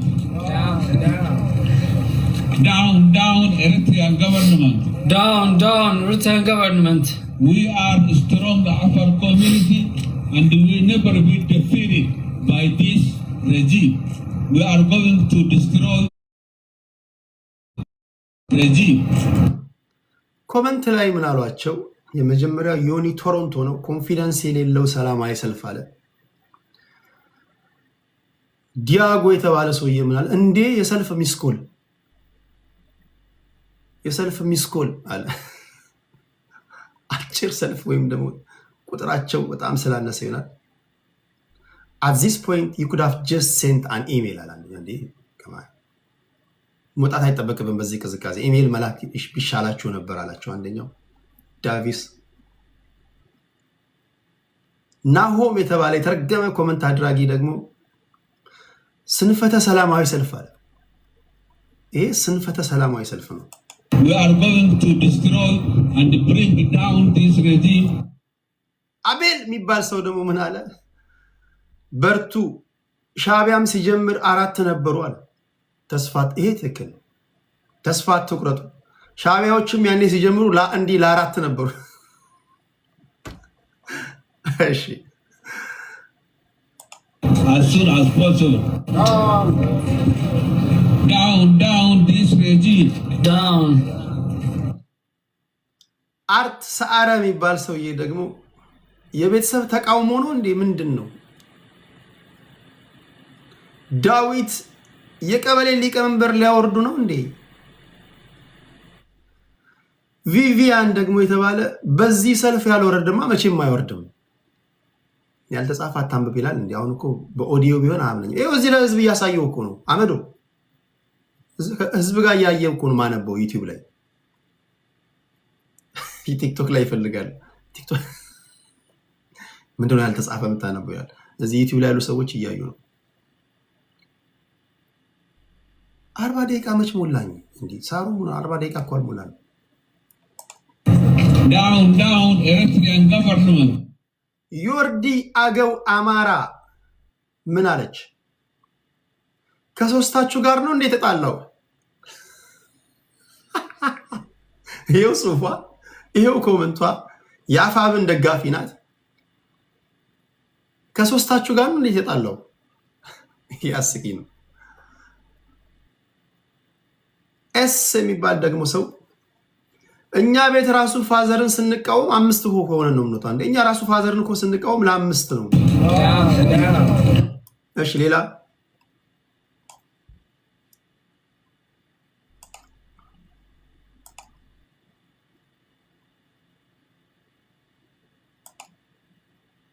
በሚስጥር ነው እንደሚቃወሙት የሚያላለ አልገባኝም። ሰልፉ እዛው ኤርትራ ነው እንዴ ያለው ማለት ኤርትራ ሰልፍ አይፈቀድም። እየሞከሩ ነው። ተስፋ እንዳታስቆርጧቸው። የኮሜንት እያነበባቸው ነው ዘና እንድትሉ።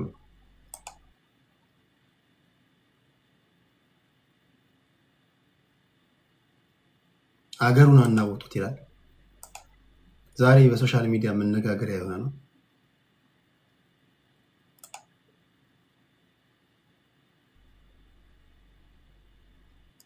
ይሄማ ከባልሽ ጋር ሆነሽ ኤክስሽ ሲደውል የምታናግሪበት ድምጽ ነው። ምንድነው ድምጻቸው? ጀማሪ ናቸው፣ አበረታቷቸው። ዛሬ ኤርትራውያን በስፋት ሙድ ያዙበት ቪዲዮ ነው ይሄ። አይ እነዚህ እያሟሟቁ ነው፣ ዋነኞቹ ስልፈኞች አልመጡም፣ እነዚህ እያሟሟቁ ነው የሚልም አለም ያላግጣለ። ልምምድ ላይ ናቸው መሰለኝ። ሲጠራቀም እመጣለሁ ኮመንት ለማንበብ። እሺ ከብዛት ጥራት የሚባለው ይሄ ነው የሚሉም አሉ። ለማንኛውም ያው ዋናው ልቡ ነው። ዋናው በቃ እነዚህ ሰዎች ለአራት መውጣታቸው ምናምን ሳይሆን በቃ 3ም ሆኑ 2ም ሆናችሁ ከዛ በላይ እናንተ በተሰበሰባችሁበት እገኛለሁ ይላል እግዚአብሔር ሰው። የእግዚአብሔር ቃል ማነሳቸውን አትዩ። ቲፒኤልኤፍም ደርግን ለመጣል ሲሰበሰብ 7 ነበሩ፣ ሻዕቢያዎችም 4። እንደዚህ ሆነ ነው የሚጀምረው። ተስፋ ማስቆርጥ ተገቢ አይደለም ለማለት ያለው ዛሬ በሶሻል ሚዲያ በስፋት የታየ ነው። ይሄ ዜና እንዴት አያችሁት? እኚህ የኤርትራ ወታደሮች ናቸው፣ ጀነራሎች ናቸው። መንግስቱ ኃይለማርያም ይታያል፣ ተፈሪ መኮንን፣ አፄ ኃይለ ሥላሴ ይታያሉ፣ መለስ ዜናዊ ያለ፣ አብይ አህመድ አሊ ያለ፣ ከነሱ እላይ የኢትዮጵያ ባንዲራ አለ። የኢትዮጵያ ባንዲራ ላይ አንድ ወታደር ቆሞ ሲረግጠው ይታያል። እጅግ ክብረ ነክ የሆነ ተግባር ነው። ይሄንን እንደ ኤግዚቢሽን ነው የሚያሳዩት። ለዚህ ይቅርታ መጠየቅ አለባቸው ኤርትራውያን። ይሄ ኮምፕሊትሊ ለኢትዮጵያ ለህዝቦቿ አሁን አፄ ኃይለ ሥላሴ ተፈሪ መኮንን እናንተ በታሪክ አጋጣሚ ላትወዷቸው ትችላላችሁ። ኦኬ አትወደዳቸው፣ ኦኬ ቅራኔ ያለ መንግስት አፄ ኃይለ ሥላሴን እኛ እናከብራቸዋለን፣ እንወዳቸዋለን። መንግስቱ ኃይለማርያምንም እንደዛው፣ መለስ ዜናዊንም እንደዛው፣ አብይ አህመድንም እንደዛው መሪዎቻችን የነበሩ ሰዎች ናቸው። ከነሱ ጋር በተለያየ አጋጣሚ ቅሬታ ሊኖሩባቸው ይችላል። ግን ዜጎች ቢሆኑ ችግር የለውም። ወታደሮች እንደዚህ የኢትዮጵያን ባንዲራ ረግጠው የሚያሳይ ኤግዚቢሽን ሲከፍቱ ግን ይሄ ያሳፍራል። እኔ እስከማውቀው ከዚህ ቀደም በተደጋጋሚ ሁላችሁ የሚያወራችሁበት ጉዳይ ነው። ኢቨን አንዳንድ አርቲስቶቻችሁ ራሱ በጣም ስነምግባር ይጎላቸዋል። አሁን ክሊፕ ላይ የኢትዮጵያን ባንዲራ አህያ ማስለበስ ምንድን ነው? የእኛ አርቲስቶች ዘፈን ሲዘፍኑ በክብር ነው የሚዘፍኑት። እኔ አሁን የእናንተን ሙዚቃ በጣም በክብር ማደምጣቸዋል። አሁን የሄለን በረህን የሄለን ማናት ሄለን የምትባሏ ኖ ዳዳሏ ምናምን ስለሚማረክ ምናምን ሳይሆን ሙዚቃዋ ደስ ስለሚለኝ ነው። አንዳንዶቻችሁ ሄለናው ምኗን አይተ ነው ምናምን እንዳትሉ ነው። ለዳሊዋ ምናምን አለ ለመልኳ ምናምን አይደለም። ሄለን መለስ የምትባለው ሙዚቃዋን እናደምጣለን። ግን እቻውን ትልቅ ስም ያላት አርቲስት የኢትዮጵያን ባንዲራ አህያ አስለብሳ እንደ ክሊፕ ትሰራለች። ትልቅ አርቲስት ከኛ ወገን አሁን ቴዲ አፍሮ ይሄን ቢያደርግ ትክክል ነው? ይሄ ነውር ነው እኮ። ይሄ ጀስት ይሄ ፒውር ጥላቻ ነው። ምንም አልከው ምንም። ይሄ ኤርትራውያን እኮ ኢትዮጵያ ውስጥ እኮ ይኖራሉ እኮ በፍቅር እንኖራለን። ከህዝቡ ጋር እኮ አይደለም። ፖለቲካ በመሪዎች መካከል ነው። ነገ ዛሬ ቢታኮሱ ነገ ይደራደራሉ፣ ይጨባበጣሉ። ኤርትራውያን ግን እንገናኛለን፣ ሰላም እንባባላለን፣ አብረን እንበላለን። በነገራችን ላይ ፖለቲከኞች ቢደባደቡም ይገናኛሉ። አታውቁም? ይሄ የፖለቲከኞች ድብድብ ወደ ህዝቡ እኮ መውረድ የለበትም እኮ። መሰልጠን ማለት ኦኬ በኢሳያስ አፈወርቂና በአብይ ወይም ደግሞ በኢሳያስ አፈወርቂ በሻዕቢያ አገዛዝና በብልጽግና አገዛዝ መካከል አለመግባባት ተፈጥሯል። ቢታኮሱ ምን ቢሉ ሁሉም ጦርነት የሚቋጨው በድርድር ነው። የፖለቲከኞችን አለመግባባት ወደ ህዝብ ማውረድ ግን ነውር ነው፣ ፍጹም ነውር ነው። ግልጽ የሆነ ይቅርታ ያስፈልጋል። እዚህ እኔ እንግዲህ ከተሳሳትኩኝ ይታረማሉ። ከኢትዮጵያውያን ወገን እንደዚህ በዚህ ደረጃ ኤርትራውያንን ዲስሪስፔክት የሚያደርግ አርቲስት አላየሁም። አለ ኢሳያስ አፈወርቂን ፎቶን አስቀምጦ የኤርትራን ባንዲራ ረግጦ በሀገሪቱ ቴሌቪዥን ላይ ወይም ደግሞ በትልቅ ሚዲያ ላይ የሚያሳይ አካል አይታችኋል?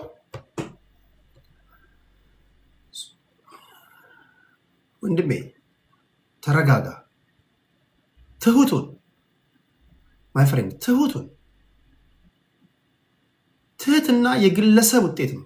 ትሁቱን ማይ ፍሬንድ አትደንፋ ፕሊዝ። ትሁቱን ጀስት ሰው በትህትና ከጠየቀ አትሊስት በትህትና መልስ ፕሊዝ። አሁን ይሄ በመወጣጠር ምናምን አይደለም ወይ ምን ታመጣለህ ምናምን እንደዛ አይደለም። ይሄው እዚህ ጋር በዩቲዩብ እያሳያችሁ እኮ ማን ያደረገው ይሄው እንዴ አፄ ኃይለ ሥላሴ ያሉ መንግስቱ ኃይለ ማርያም አለ፣ መለስ ዜናዊ አለ፣ አብይ አህመድ አለ። እነሱን ከባንዲራው ላይ አድርገው የረገጠ ፎቶ ነው የሚያሳዩት። ይሄ ትክክል ነው? ይሄ ትክክል ነው?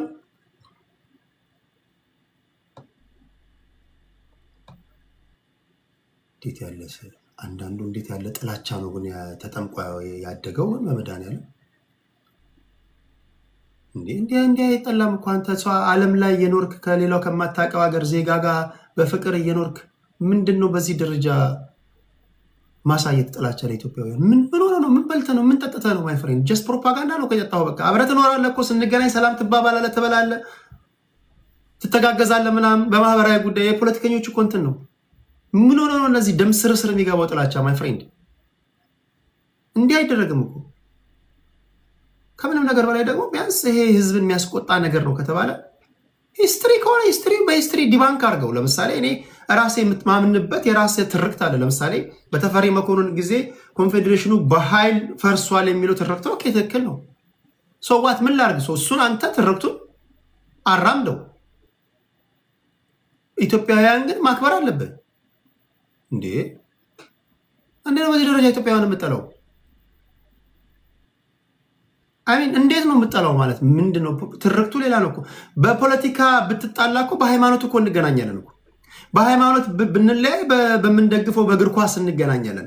በእግር ኳስ ብንለያይ እኮ በማህበራዊ ጉዳይ እኮ አንድ ስነ ልቦና ያለን እናወራለን ምናምን። ፖለቲካውን በሁሉም ነገር ተከተዋል እንዴ? ፖለቲካው በፖለቲካ ቋንቋ ካየህ በኋላ ማህበራዊ ጉዳይ ላይ ሰው ለምሳሌ በማህበራዊ ጉዳይ ላይ ኢትዮጵያ ውስጥ አንድ ነገር ተፈጠረ ሲባል ኤርትራውያን አስገብቼ በማህበራዊ ጉዳይ ላይ ያወራሉ፣ እነ መሀሪ ያወራሉ ምናምን ፍሬንድ ሊሆኑ ያወራሉ። ፖለቲካው ሲመጣ ግን መልካቸውን ይቀየራሉ፣ ቶናቸው ይቀየራል፣ ፖለቲካዊ ወሬ ይጀምራሉ። እንዴ እንደዛ ነው መሆን ያለብህ አንተ እንጂ። በተረፈ በሁሉም ነገር ጥላቻ እንዴት ነው አንተ ደምስ የሚገባው ለኢትዮጵያውያን? ማይ ፍሬንድ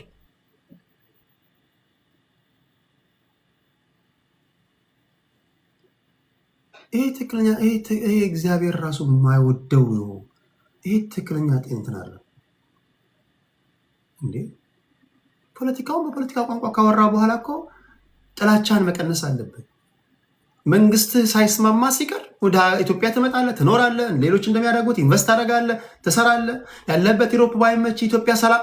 አንዳንዴ እኮ ኢትዮጵያ ሰላም እንድትሆንም እኮ መመኘት እኮ አለብህ። ቢኮዝ ሁለተኛ ቤት ናት እኮ። ኤርትራ ባይመች፣ ኢሮፕ ባይመች፣ አሜሪካ ባይመች ኢትዮጵያ መተህ እኮ ኢንቨስት ታደርጋለህ እኮ። ከኢትዮጵያውያን ጋር ትኖራለህ። አንድ አይነት ቋንቋ ነው የምናወራው፣ አንድ አይነት ስነ ልቦና አለን፣ አንድ አይነት የደም ግባት አለ፣ እንጀራ ትበላለህ ብልህ ኤርትራዊ እኮ ኢትዮጵያ ሰላም እንድትሆን ነው እኮ የሚያስበው። ቢኮዝ ሁለተኛ ቤት ነው በቃ።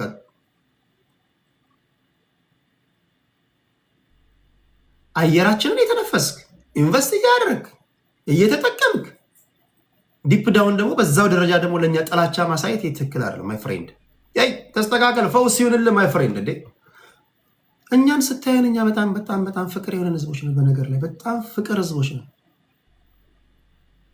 በነገር ላይ በዚህ ደረጃ እንኳን እየጠላህን በቃ ትኖራለህ እኮ ከኛ ጋር።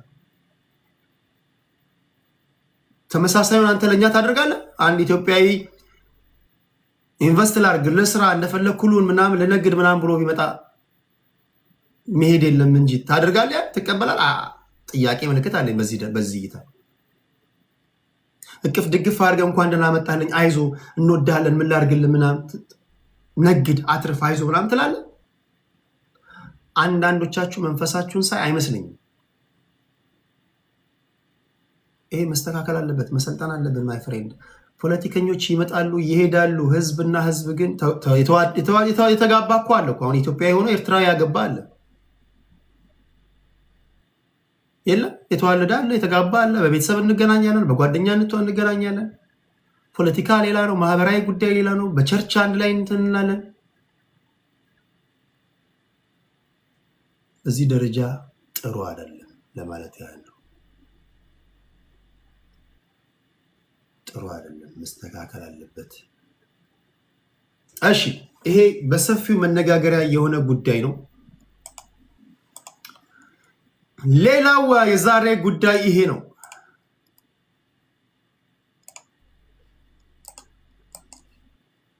ፖለቲካ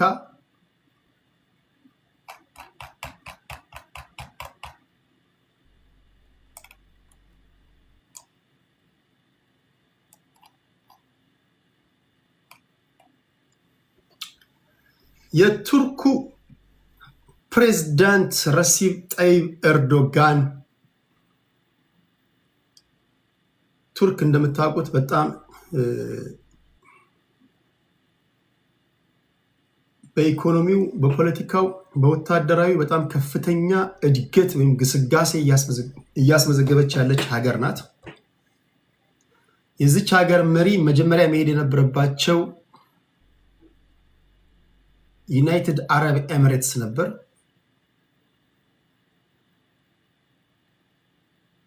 ግን የዩናይትድ አረብ ኤሚሬትሱ መሪ ቢን ዛይድ አልናህያን በምግብ መመረዝ ምክንያት ወይም ደግሞ አንዳንዶች ሞተዋል ይላሉ። አይ ዶንት ኖ፣ እርግጠኛ የተረጋገጠ ነገር የለም።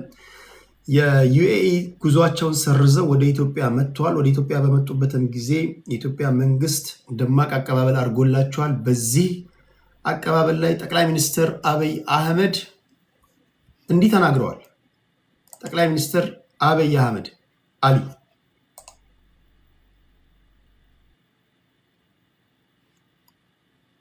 በደቡብ አፍሪካ በነበረን ቆይታ ኢትዮጵያን መጥተው እንዲጎበኙ ያቀረብኩላቸውን ግብዣ ተከትለው ዛሬ ኦፊሻል ጉብኝት በኢትዮጵያ ለማድረግ ስለመጡ ያለኝን አክብሮትና ደስታ ልገልጽላቸው ፈልጋለሁ። ከፕሬዝዳንት እንዲሁም ከሳቸው ጋር የመጡ የዴሌጌሽን አባላት ወደዚች ጥንታዊት የሰው ልጅ መገኛ የኮፊ አረቢካ መገኛ በአፍሪካ ብቻ የሰው ልጅ መገኛ፣ እኛ ኢትዮጵያውያን የሰው ልጅ መገኛ ነን። ከ3.5 ሚሊዮን ዓመት በፊት ሉሲ የተባለች ኢትዮጵያ ቴሌቪዥን፣ የኢትዮጵያ ሬዲዮና ቴሌቪዥን ምንም እንኳን ሉሲ የሞተችው ከዛፍ ላይ ወድቃ ነው ቢልም ቅሉ የትኛው ብሔር እንደሰቀላት ባይታወቅም የምን ብሔር ተወላጅ እንደሆነች ባይታወቅም የሰው ልጅ መገኛ ነው። ይሄ አርኪኦሎጂስቶች፣ ሳይንቲስቶች በተለያዩ መንገዶች ያረጋገጡት ነው። ከሃይማኖት ሰዎች ጋር ከሃይማኖት ጋር ሊቃረን ይችላል። we don't care ኢትዮጵያውያን አሁን የገባንበት ይሄ የብሔር ፖለቲካ እንደዚህ አመዳም አድርጎ ነው እንጂ ታላቅ ህዝቦች፣ ደፋር ህዝቦች፣ ኩሩ ህዝቦች አባቶቻችን ቀብራራ የነበርን ቢመር ቢዋጥል I don't care የጀግና ህዝቦች መገኛ ናት ኢትዮጵያ። ፍሬንድ ደግሜ እነግርሃለሁ።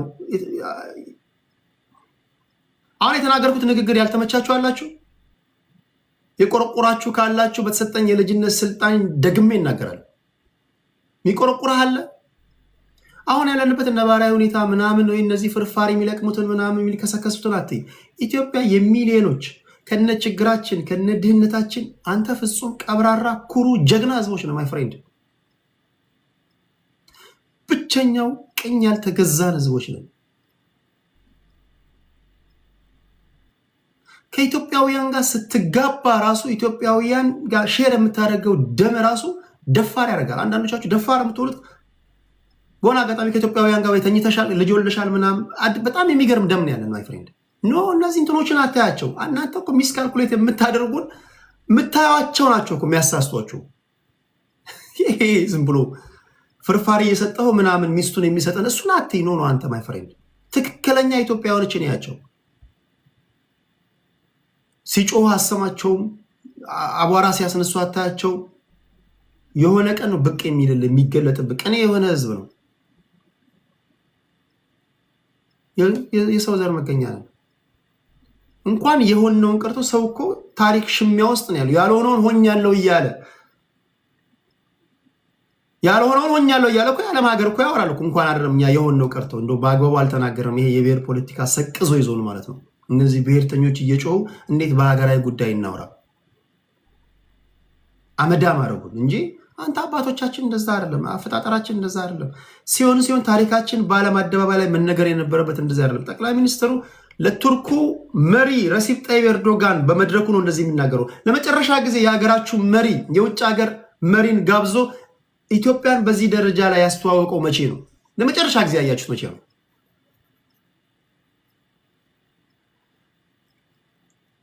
በኢህአዲግ ጊዜ አይታችኋል። የኢህአዲግ ባለስልጣናቶች የውጭ ሀገር መሪዎችን ሲገናኙ ሲሄዱ ኢትዮጵያን ከፍ ከማድረግ ሲጀምሩ ስቴትመንታቸው ራሱ ለምሳሌ የኢትዮጵያ ጠቅላይ ሚኒስትር ሆን ክብራትና ክብራን ሀገራችንን ወዳችሁና ፈቅዳችሁ ለመጎብኘት ስለመጣችሁ ልባዊ ምስጋናችንን እናቀርባለን። ኢትዮጵያውያን የጨዋ ህዝቦች መገኛ፣ የሰው ዘር መገኛ፣ በቀኝ ግዛት ያልተገዛ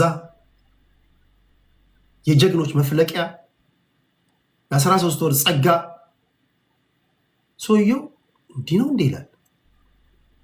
ረሲፕ ጣይብ ኤርዶጋን እኔ የሰማሁትና የሰውየው የሚያወራው ምንድን ነው? እንደዛ እኮ ማድረግ ያለብን። እንደዚህ በማውራት የምታጣው ነገር አለ?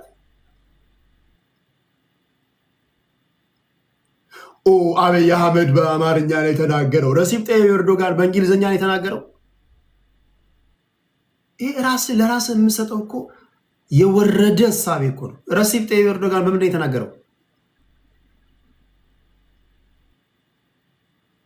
አብይ አህመድ በሚቀጥ ዋይት ሃውስ ብትሄድ አብይ አህመድ ወይ በአማርኛ ወይ በኦሮምኛ ወይ በትግረኛ ተናገር በምትችለው ኢትዮጵያ ውስጥ ባለ ቋንቋ በአንዱ ማስለሆነ ነው። ከፈለገ በአስተርጓሚ ይስማ። ትራንስሌተር አለ፣ ስፒቹን ትራንስሌት ይደረግለታል፣ ጆሮ ላይ ገጥሞ ይስማ። ሰዋት በኦሮምኛ በመናገር የትርጉም መዛባት አይፈጥርም።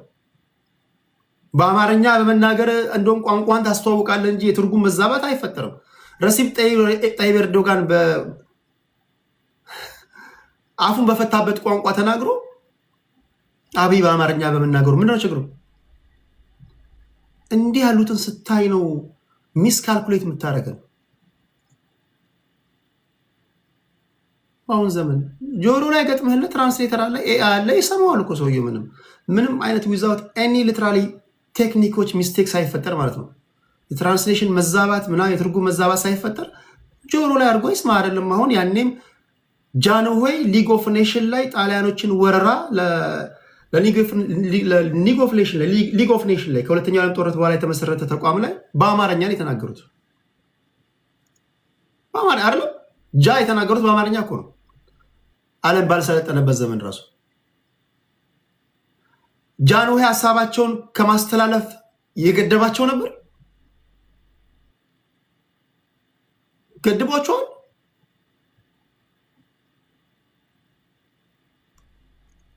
አንዳንዶቻችሁ እንዲህ ያሉ ሀሞታቸው የፈሰሱ ኢትዮጵያውያን ስታዩ ነው ሚስ ካልኩሌት የምታደርጉ። እንደውም ጠቅላይ ሚኒስትር አብይ አህመድ ከዚህ በኋላ ከሀገር መሪዎች ጋር በሚገናኝበት ሰዓት አንዴ በአማርኛ፣ አንዴ በኦሮምኛ፣ አንዴ በትግርኛ ነው መናገር ያለበት።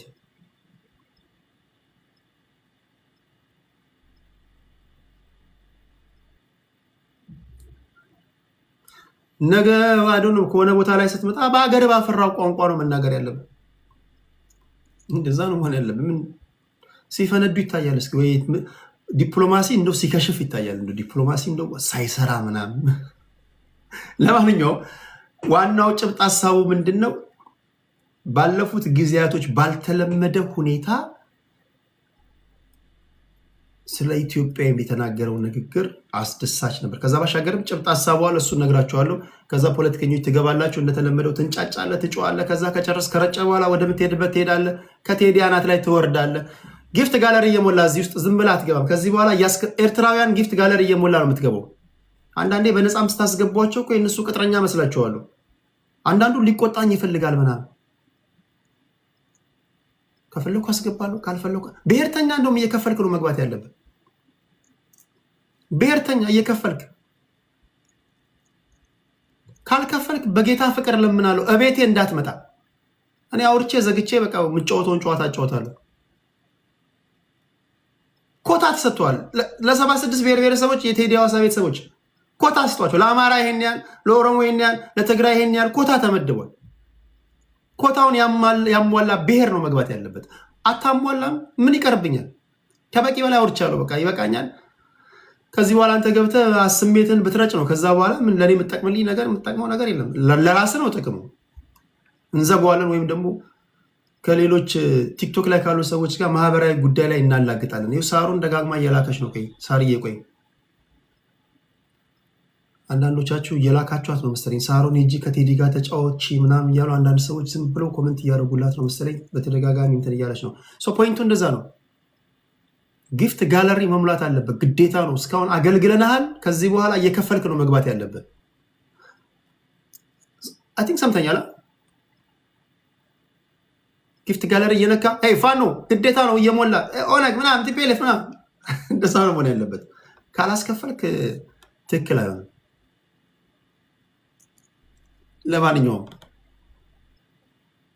እኔም ብጠይቁኝ እንደ አንድ ዜጋ እኔ የትኛውም ፋኖም ይሁን ኦነግም ይሁን ምንም ይሁን አገሬን ከፍ የሚያደርግ ስቴትመንት አረፍተ ነገር እየገነባ በተለይ ከውጭ መንግስታት ጋር በውጭ ሀገር ወይም ደግሞ በተገኛችሁበት መድረክ ላይ ሀገራችሁን አስቀድማችሁ መሪዎች እንዲህ ስትናገሩ፣ ምክንያቱም ሌላ ሀገር ላይ እያየን ምንቀናቸው እኮ ነው። የሌላ ሀገር መሪዎች ጋድ ፕሌስ አሜሪካ ምናምን ይላል ሲጀምሩ ራሱ እግዚአብሔር ሩዋንዳን ይባርክ፣ እግዚአብሔር እንትናን ይባርክ እያለ እኮ እየመረቀ ነው የሚጀምረው። ያን ሌሎች ሀገሮች ላይ ስታዩ ምን ነው እያልን ባለም ነው እንደው እኛ ሀገር ላይ እንደው መቼ ይሆን እንደው እነዚህ መሪዎች ባለፉት ሀገራት እንደው ኢትዮጵያን ከፍ ከፍ እያደረጉ የሚያወሩት እያልን ቆንጫው ነበሩ። አሁን አብዛኛው እዚህ ጋር የምታያቸው የሚርመሰመሱት ባለፉት 27 ዓመታት መለስ ዜናዊ እኮ አንድም ቀን ኢትዮጵያን ከፍ አድርጎ እኮ ጠርቶ አቅም ሀገሪቱ እቺ ሀገር እያለ ነው የሚያወራው እያሉ ሲቃወሙ የነበሩ ናቸው እኮ። ዛሬ ጠቅላይ ሚኒስትሩ እንደዚህ አንተ እንዲባል ወይም ደግሞ ሲባል መስማት የምትፈልገውን ነገር በዓለም አደባባይ ላይ መድረክ ላይ ሲናገርልህ አትሊስት ማድነቅ አለብህ፣ መውደድ አለብህ። ትናንት ስትታገለት የነበረው ያለ ላይ አንዳንድ ጊዜ አሪፍ አሪፍ ነገር ስታይ አይተናነቅ፣ ይሄ ጥሩ ነው ምናምን ብለህ ክሬዲት ይሰጥ። እሺ ሌላኛው ምንድነው ጠቅላይ ሚኒስትሩ ያለው? እኛው በቅኝ ግዛት ያልተገዛች ሀገር ከፍተኛ ክብር እና ኩራት ያላት የማደግ ተስፋ ያላት ከሁሉ በላይ ደግሞ የሰው ዘር መገኛ ቅኝ ያልተገዛች። አሁን እንዲህ ስትለው አንዳንድ ብሔርተኛ አመዳም ብሔርተኛ ይመጣና እየተገደልን አረም እንደ ሀገር ቤት ምን ያደርግልናል ታሪኩ ይላል።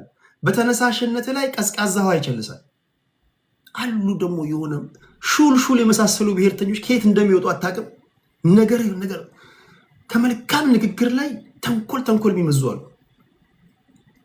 አፋቸው ራሱ ሹል ነው። የሆነ ኮሌታው የተበላ ሸሚዝ ያደርጋሉ። ተንኮል ይመዛሉ። ፕሊስ አንዳንዴ አገር ከፍ የሚያደርግ ነገር ሲነገር ደስ ይበል። ታግለ ይሄን ሰው እየተጠለውና አንተ ነው እኮ በሱ ቦታ ላይ የምትቀመጠው። ይሄን መለማመድ አለበት። በጊዜው አለጊዜው ስለ ሀገር የምትናገረው ንግግር ምን የምትከስረው ነገር የለም፣ የምታጣው ነገር የለም። ሀገርን መውደድ አለበት። ኢንፋክት ስትታገል ራሱ የምትወዳትን ሀገር ከፍ ለማድረግ መሆን እንዳለበት ታሳቢ አድርገን ነው። እሺ አፍሪካ የፖለቲካል ካፒታል ወደሆነችው አዲስ አበባ እንኳን በሰላም መጣችሁ። ቆይታችሁ ያማረ የሰመረ እንደሚሆን ተስፋዬ የላቀ ነው። አንደኛው ሹላፍ ነው መሰለኝ፣ ነካውት መሰለኝ። ከአንተ የበለጠ ሹላፍ አለ አለኝ።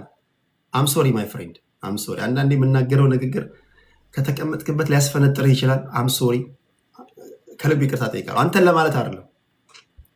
ነካውት መሰለኝ። ታውቃለህ፣ ዛሬ በነበረን የሁለትዮሽ ግንኙነትና ንግግር በአንዳንድ ወሳኝ ጉዳዮች ላይ ከፕሬዝዳንት ጋር ተግባብተናል። አንደኛው በኢትዮጵያና በቱርክ መካከል የሚደረገው የንግድ ልውውጥ ቢያንስ $1 ቢሊዮን በኢትዮጵያና በቱርክ መካከል የሚደረገው የንግድ ልውውጥ ቢያንስ $1 ቢሊዮን መሆን አለበት። በነገራችን ላይ የኤርትራ ጂዲፒ ስንት ነው ታውቃላችሁ?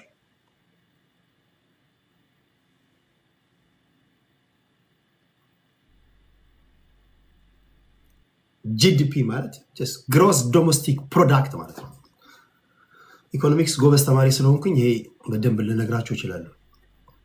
ግሮስ ዶሜስቲክ ፕሮዳክት ማለት አንድ ሀገር በአንድ ዓመት ውስጥ ምርትና አገልግሎቷ በአንድ ሀገር ውስጥ ኤክስፖርት ያደረገችው አጠቃላይ ዋጋው ማለት ነው። ኖሚናል ጂዲፒ አለ፣ ሪል ጂዲፒ የሚባሉ አሉ። እነሱ ዲፕ ነው ብቻ። ግን ግሮስ ዶሜስቲክ ፕሮዳክት ማለት አንድ ሀገር በአንድ ዓመት ውስጥ ያመረተችው ምርት ኢንፍሌሽንን ታሳቢ ሳያደርግ ዋጋቸው ማለት ነው። ለምሳሌ ምን ማለት ነው?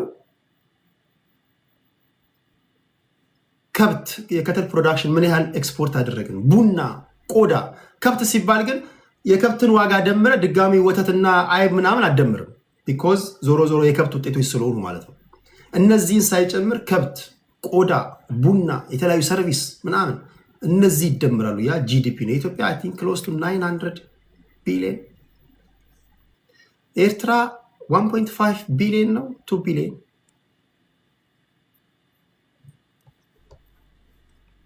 ኦልሞስት እኛ ክሎዝ ቱ $1 ትሪሊዮን ነው። ኤርትራ 2.2 ከ2 ቢሊዮን ይበልጣል። ኤርትራ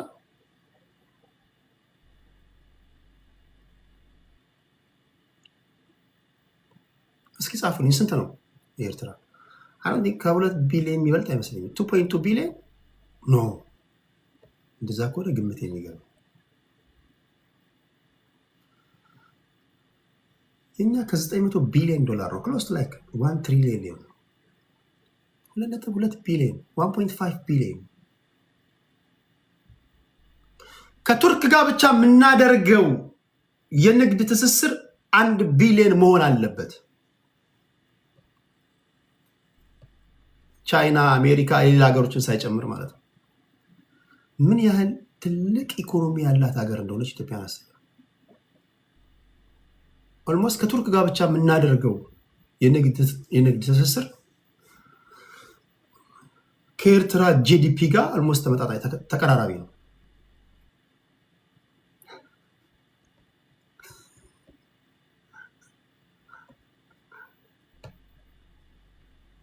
ውሸት ነው።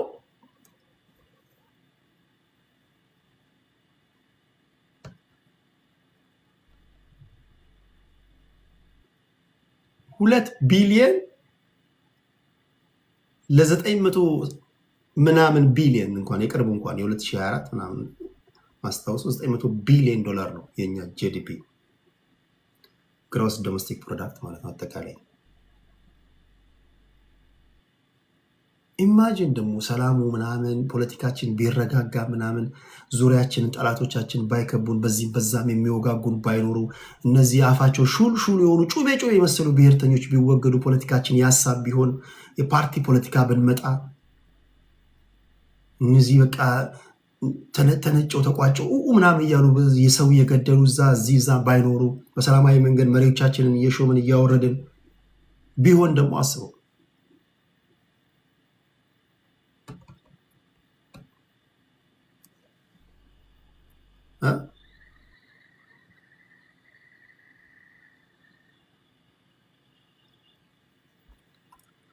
ይሄን ካሉ መሙላት እንችልና ከዚያም በላይ ማደግ እንዲችል በሁለቱም መንግስታት ታቅዶ እንዲሰራበት። ስለዚህ በሌላ አባባል ቱርክ ሰማይና ምድር ቢያልፉ ከኢትዮጵያ ጋር ያላት ጥቅም ነው የሚበልጠው ወይስ ከኤርትራ ጋር የሚኖራት ጥቅም ነው? ያሳላሉ እኮ ሌቨሬጅ አለን ማለት ነው። ቱርክ እያደገች በኢኮኖሚ እያደገች እየሰፋች የመጣች ሀገር ናት አይደል? ለመጀመሪያ ጊዜ እንኳን ይሄ ነዳጅ ቆፋሪ መርከቦቿን ለመጀመሪያ ጊዜ ወደ ሶማሊያ ልካለች። አካባቢው ቀጠናው ሰላም እንዲሆን ትፈልጋለች። ወረስት ኬዝ ደግሞ ከኢትዮጵያ ጋር ሰላም መሆን ትፈልጋለች። ኢትዮጵያ ያላት ሌቨሬጅ እናንተ አላችሁ። ኢትዮጵያን ከመናቅ ኢትዮጵያን ከማጣጣል በፊት አሁን እናንተ ቱርካዊ ብትሆኑ ከኢትዮጵያዊ ጋር ነው የምትሰራው ወይስ ከኤርትራዊ ጋር ነው? ወይ ከኢሳያስ አፈወርቂ ጋር ነው የምትሰራው ወይስ ከአብይ አህመድ ጋር ነው? የቱርክ አስተዳዳሪ ብትሆኑ እናንተ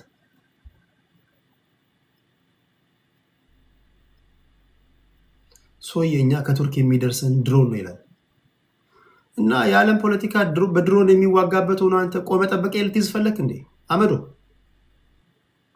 እና ቆመ ጠበቀ ላይ ልቀር ነው? ቴክኖሎጂካሊ አድቫንስድ የሆኑ መሳሪያ እኮ ነው መያዝ ያለብን። እንደውም ዘግይተሃል እኮ ሶዬ ባይራክተር ቱቢቱ ምናምን የሚባሉ ድሮኖች ናቸው የሚደርሱን ይላል እንዴ ደግሞ አፍ ሞልቶ እና ጠንካራ መሆን አለብህ እኮ። ጠንካራ ካልሆንክ እኮ ሰርቫይቭ አታደርግም። ሰርቫይቭ ካላደረግ ደግሞ ፕሮስፐር ይሄ የዓለም ነባራዊ ሁኔታ ነው። ጡንቻ መፈርጠም አለበት። ድሮኖች ራሱ እኮ አድቫንስድ አድርጓል። አሁን አንደር ወተር ድሮኖች አሉ እኮ ይሄ ባህር ሰርጓጅ ድሮኖች ዓለም እዛ ላይ ደረጃ ላይ ደርሷል። አንተ እኮ ገና አየር ላይ የሚበረውን ነው እኮ ያስከው እኮ። ምንድነው የሚያወራው? ወደ ተቃዋሚ ፓርቲዎች ምንድነው ይሄ መንግስት አየር ላይ ብቻ የሚበር ድሮን ነው እንደሚገዛው? አሁን እኮ የድሮን ቴክኖሎጂ ረቆ የውሃ ውስጥ ድሮን ተፈጥሯል። እሱን መች ነው የምንይዘው ምናምን ማለት እኮ አለብን። ነግሬያቸዋለሁ። በዚህ አሁን የራሽያኖችን ድሮን አይታችኋል? ፒሳይደን ስለሚባለው ድሮን ነግሬያቸዋለሁ። ፒሳይደን ማለት አሜሪካና ራሽያ በአላስካ በኩል ይገናኛሉ። በነገራችን ላይ ራሽያ አሜሪካንን ላጥፋ ብትል በፒሳይደን ማጥፋት ትችላለች። ሱናሚ የሚለቅ ድሮን ማለት ነው፣ ውስጥ ለውስጥ የሚሄድ አመዶ። አንተ ገና ቆመ ጠብቀኝ ላይ ነው ያለው። ቆመ ጠብቀኝ ይዘህ እነ ሃይፐርሶኒክ እነ ኦራሽኒክን ምናምን ይዟል። መች ነው ኦራሽኒክ የምትይዘው? መች ነው ሃይፐርሶኒክ የምትይዘው? መች ነው ፒሳይደን የምትይዘው? መች ነው ሰይጣን 1 2 3 የተባሉ እነዚህ ሚሳይሎች የምትይዘው? መች ነው የተንኮል የሚያመነጭ አእምሮ አሪፍ ነገር የሚያመነጨው? መች ነው ቅመቅመ አያትህ በተታኮሰበት መሳሪያ የተታኮስ ካትሸለል አጼ እንትና የያዘው መሳሪያ ወይ አልሰራ አትሊስት ስፔር ፓርት እንኳን የለም። እየገዛ ነው ሰው መዘመን አለበት በቴክኖሎጂ አድቫንስድ የሆነ መሳሪያ መያዝ አለበት። ምን ሆናል? እዚያ ነው የሚያስከብር እኮ። ነገ አንተ ስልጣን ላይ ስጣ ያለ የሚያስከብር ጡንቻ መፈርጠም አለበት።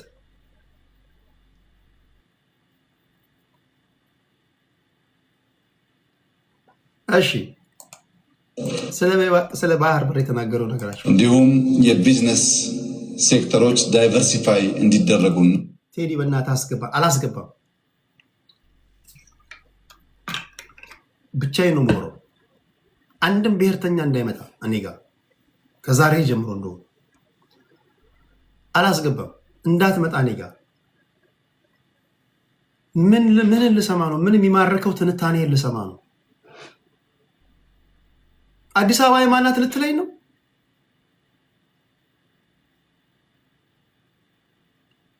ይሄን ልስማ? የአእምሮ መቀንጨር ይዞኛል። እንደውም እኔ አንተን ስለሰማሁኝ ማለት ነው 4-5 ዓመት ሰምቻለሁ። የአእምሮ መቀንጨር ነው፣ ለዛ ነው የዳረከኝ እንጂ ምንን እንደው ምን አጓግቶኝ ልስማ? ማይ ፍሬንድ እስኪ ላስገባህና ምንን ልስማ? ከኛ ክልል ውጣ የምትለውን ጩኸትን ልስማ? አማራ እንዳታገባ ከኦሮሞ ከተጋባ ተፋታ ምናምን የምትለውን ወሬ ልስማ? አስገብቼ ምን ልታወራ ነው? ከአማራ ሱቅ በርበሬ እንዳትገዛ፣ ፖለቲካው መፋፋም አለበት፣ ኦሮሞን ወደ ማዳጋስካር መክተት አለብን የምትለውን እሱ ልስማ? እሱን አስገብቼ እቃ ወደ መቀሌ ትግራይ ወደ ቀበሌ ምናምን የምትለውን እሱን ልሰማ ነው ማስገባ? እንደው የተለየ ትንታኔ ምን ይዘህ ነው? ድክኛ እንደው ጠብር ግፍ የሚያደርግ ትንታኔ የሚሰጥ ይመስል አስገባን ይለኛል። ማገገም አለብኝ እንደው ምን ያምሮ አንተን በመስማቴ ያምሮ መቀንጨር አጋጥሞኛል። ፈውስ ያስፈልገኛል፣ መጠገን ያስፈልገኛል።